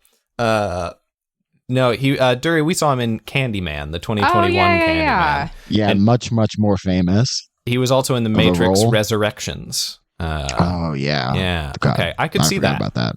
I think that's really good. My pick was Lakeith Stanfield of Sorry to Bother You and Atlanta fame. I imagine McClintock is like, again, I don't know why I'm just casting all these sort of like wiry weirdos, but I think Lakeith Stanfield is good at doing sort of wiry weirdo. Yeah, I think, yes, if we want to go wildly weirdo, he would be good at it for sure. No doubt about that. I could see him doing like the profundity or faux profundity of Keep Cool But Care really well. Whereas I could see Abdul Mateen like being much more sincere about Keep Cool But Care. Like you powerfully feel Keep Cool But Care. Sure. I have a quick correction. It's Heroic Love. Heroic Love. Wow, neither of us, we were not right, but we got it there in the end. Get it. Thank you, Duri. Mm-hmm. Always returning to the text. Eigenvalue? Eigenvalue. Oh, I forgot to cast Eigenvalue. Tim Curry? Is he alive? Tim Curry is alive, but did suffer a pretty bad stroke several years ago, so I'm not sure. Yeah, okay. He might not be. How old is Eigenvalue supposed to be? He was like a young man in World War I, right? No, that would have been Schoenmaker, who was a young man in World War One. Oh, yeah, you're right. You're right. But probably in his 40s. I don't know if we get if it's pinned down. I think you could go old if you wanted to go old. I wanted to cast Mads Mikkelsen as someone, so maybe I get Mads Mikkelsen as Eigenvalue. No, he's got to be Schoenmaker. Oh, you think Mads is Schoenmaker? Yeah, he's got such a creepy vibe. Maybe it's just because I've mostly seen him in Hannibal. Yeah. I think he should be Schoenmaker. I did think about him, like I know he's Danish and not German, but I did think about him as like a Foppel or something. Like someone from the Mondagen. Like I think you put Mads Mikkelsen somewhere in Mondagen's story and I think it would work. He What could about be the Christopher guy. Walken for Schoenmacher? Christopher Walken. Interesting. He's also got the old weird. Should he be? Yeah. Should Schoenmacher be like attractive at all? I think so, because like Esther's attracted to him. Yeah. Old and attractive. But also like kind of ominous. I feel like Mads Mikkelsen is a Then good yeah, pick then for at that point, Schumacher. Mads is sort of the middle of that triple But Venn diagram. Schoenmacher of has old, to- ominous, and attractive. Schoenmacher has to do at some point like a mock German accent. Well, wouldn't he be good at that? You Yeah. don't think Mads? Yeah, I think they could figure that out. Okay. Faux German is like the easiest accent to do. We have a big one here. Or should we do anyone else before we get to Victoria/V? I think we should end with Victoria/V. I feel like she's the last major character. There's a bunch of side characters we could cast. Yeah. We mentioned Fina. There's a endless number of people you could cast in the whole sick crew just to get cool people you like a job. Yeah, I'm not sure if I see Fina as Jenna Ortega, but I don't have another idea, so I am down to go with it. I do think I was thinking, I didn't actually catch this, but I heard she was very good in it. But like Rachel Ziegler was in West Side Story, and parts of V I think have a West Side Story kind of vibe. Okay. Yeah, I mean those gangs are not West Side Story-ish. Yeah, so maybe That could work. maybe Rachel Ziegler. Yeah. Yeah, I don't really have any strong feelings about the other whole sick crew members or like Porpentine or whoever necessarily. I don't have anyone else. Do you have anyone, Andrew? No, nothing major. All right, V and Victoria. I have several ideas. I do as well. I I wonder got a what- good one for adult, like VV, but Victoria. So It's hard because like if you got the show, you'd instantly be like, these are the same people. Like Uh-huh. visually, it's very obvious. Well, so that's why my pick is an actress who has done a lot of work in prosthetics before, and I think would be good at V at several stages here, and that's Mia Goth of Pearl Okay. and X, and most recently Frankenstein. My God, that is. Oh. So she was the That female would lead in be- Frankenstein pretty recently. She's done a bunch of horror stuff like that. in Pearl and X. She did like extremely old prosthetics work in X, and like takes on a bunch of double roles a lot of times. And also I think she could play like she could really easily go from the sort of like naive like British tourist woman to absolute freak that V/Vera/ later stage Victoria turn into. So Mia Goth is my pick. Goth is really good. I had Eva Green, mostly from a adult V slash Vera sort of thing. I think she's got sort of the dark brooding thing down. But like obviously doesn't work to play like an 18-year-old so much. Yeah.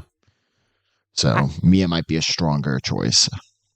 I had 3 picks, but I'm gonna pick maybe my favorite. And I had Anya Taylor-Joy. She was my second choice. She was neck and neck with Mia Goth. Yeah, I had Anya that could be really Taylor-Joy. I also thought about Florence Pugh, I did too. and I don't think the right age. I mean, certainly not the right age for young V, but I was thinking about Nicole Kidman as someone who would play Nicole a really good Kidman V. No good V. I think Anya Taylor-Joy is really good. I'm not super convinced on Florence Pugh. I don't know if she's got I don't know. I think she's kind of short. I think you need V to be like a little tall and imposing. I love Florence Pugh. I don't know if she can be like the dark priest. Yeah, Yeah. that's fair. That's no, fair. I thought about Anya Taylor-Joy for a long time. Yeah, I think Mia Goth is a good pick, though. Especially after just seeing Frankenstein, I feel like she could very much pull that off. And we may have blown our budget on Zendaya and Timothée Chalamet, so we may not be able to afford Anya. We only need them on set for like a week. It's fine. None of these characters need to even be on set at the same time. You basically have like 3 different units filming. I think this is like a 90-day shoot. We're in, we're out. V is done. That's what we need. We need the Coens or the Safdies to direct. We need 2 directors. Yeah, there you go. Keep it moving. I have one more addition, which is not a role, but it is a song for the soundtrack. Okay, yeah. I was listening the other day in the car to Bad Bunny's most recent album, and as we all are. Yeah, who's not on Earth? The first song on it is Nueva York, and in that song, he samples a salsa song from the 1970s, Un Verano in Nueva York. And I think we can't play it on the pod for copyright reasons, but you should all go listen to it. I think it would be a great song for our hot summer in New York City. It'd be a great song for Un Verano in Nueva York. See. I think that should absolutely be on the soundtrack. Now, the question is open of like how much of it, what do they call it when the soundtrack is from a different time period? Anachronism? Oh, that's just the word I used earlier. I didn't know if there was a different term for that for soundtracks. Anyways, remains to be seen whether this has an anachronistic soundtrack or not. But, the Bad Bunny song, we don't need to rule out either. Yeah, I mean, I think an anachronistic soundtrack would work really. Again, shout out to Marty Supreme for doing this, but and Mussolini, Son of the Century. Yeah, get the Chemical Brothers to do it. You're right. Yeah. No, I think it would work really well because V is such like a time jumpy plot line, and I think it would be too cute to like every single establishing shot of New York or Alexandria or Florence has like, and here's a song from 1911. I think you need to do something weird with it. I did find there's a song from the mid 50s. I was Googling like, what were some popular songs in 1955, 56? And there is one that came out in 1955 called Flip, Flop, and Fly by Big Joe Turner. It's pretty good. It's a pretty good track. That's pretty much got to be in there. And it's about flipping and flopping and then flying. I thought Fever by Peggy Lee could be an interesting one. Mm-hmm. Andrew, you have any soundtrack selections? I don't have a lot of soundtrack selections. Vivaldi's Kazoo Concerto. Yeah, well, of course, you got to put that in there. I was trying to think of some stuff and was just drawing up a blank. I want sort of like a unhinged, grating, maybe like kind of like the Chemical Brothers or like Charlie XCX vibe, but like not in a fun way, in like a sort of screechy way during the Fopples chapter. As like the tension like gradually builds and people start to get increasingly more like feverish and unhinged. I did sort of like walk through the room, or like our living room the other day, and you were just sort of like blaring like several Charlie XCX songs through your phone. I think as at the same time as part of thinking, no, just like flipping through them and like. I was trying to pick out like the background beat that I would want to sort of get like increasingly chaotic in the background of the Fopples mansion. I think you could probably do some Blood on the Tracks era Dylan would be good for some Benny Profane stuff. Like I think his like just out on the street vibes. Something really sad. We definitely need some like music that would like show up in a Western at a few points, because I feel like there's this running vibe of sort of Westerns and like a lot of people like kind of like walking off into the sunset. Mm-hmm. Ecstasy of Gold right before he shoots Stencil in the ass. Benny versus the alligator. We definitely need some good jazz for the V note. Yeah. Anyways. Wow. And maybe that brings us back around to the king of anachronistic soundtracks, Baz Luhrmann. Put him back on the director list. Interesting. I hadn't thought about Baz Luhrmann. Yeah. I think that just about... Is this an episode, guys? I think that just about does it. Wow. I don't have anything else. I don't either, but this was fun. This was great. It was really fun. Thanks to the listeners for the excellent questions. Yep. And if you want really good. If you want more of this, we'll be doing more of this kind of bonus Q&A type episode in our new Patreon feed, which once again you can access at patreon.com/PynchonPals for the price of $5 a month. I'm not doing the outro. I'm waiting for Andrew to do the outro because Andrew did the intro. Take it away. Okay. Yeah. As always, please leave us a review on Apple Podcasts or your podcast app of choice, Spotify, whatever. Our email is pynchonpals@gmail.com if you want to get a question for our next Q&A episode, or like maybe we'll toss them into the main feed episode. Yeah, I think this is not, I don't think the only time we whenever answer you questions. have a good question and it feels appropriate, we'll put it out. We love answering questions. We love to talk. That's clear. Our theme music is Horology by the inimitable King Gizzard and the Lizard Wizard, released under Creative Commons Attribution No Derivatives license on the album Polygon Dwanaland. Pynchon Pals is produced and edited by our own Patrick Fiorilli. You can find more of his work alongside his newsletter Critical Theory Craft at his website www.patf.io. Guys, I'm going to editorialize for a second. It's a good newsletter. I really like to read it.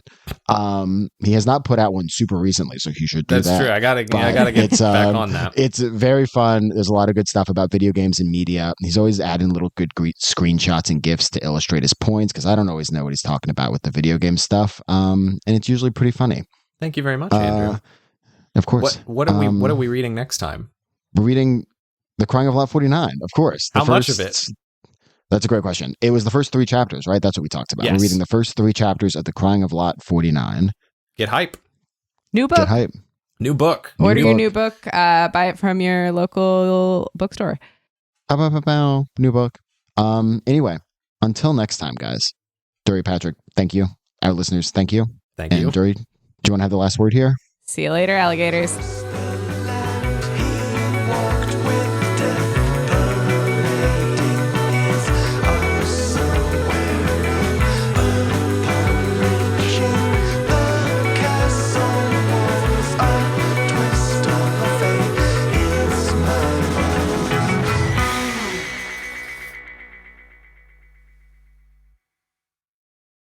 That was fun. That was good. I enjoyed that. That was good. That was great. We should stop reading books and just answer questions. Just answer questions. It's so much less effort to just show up and read a couple of questions.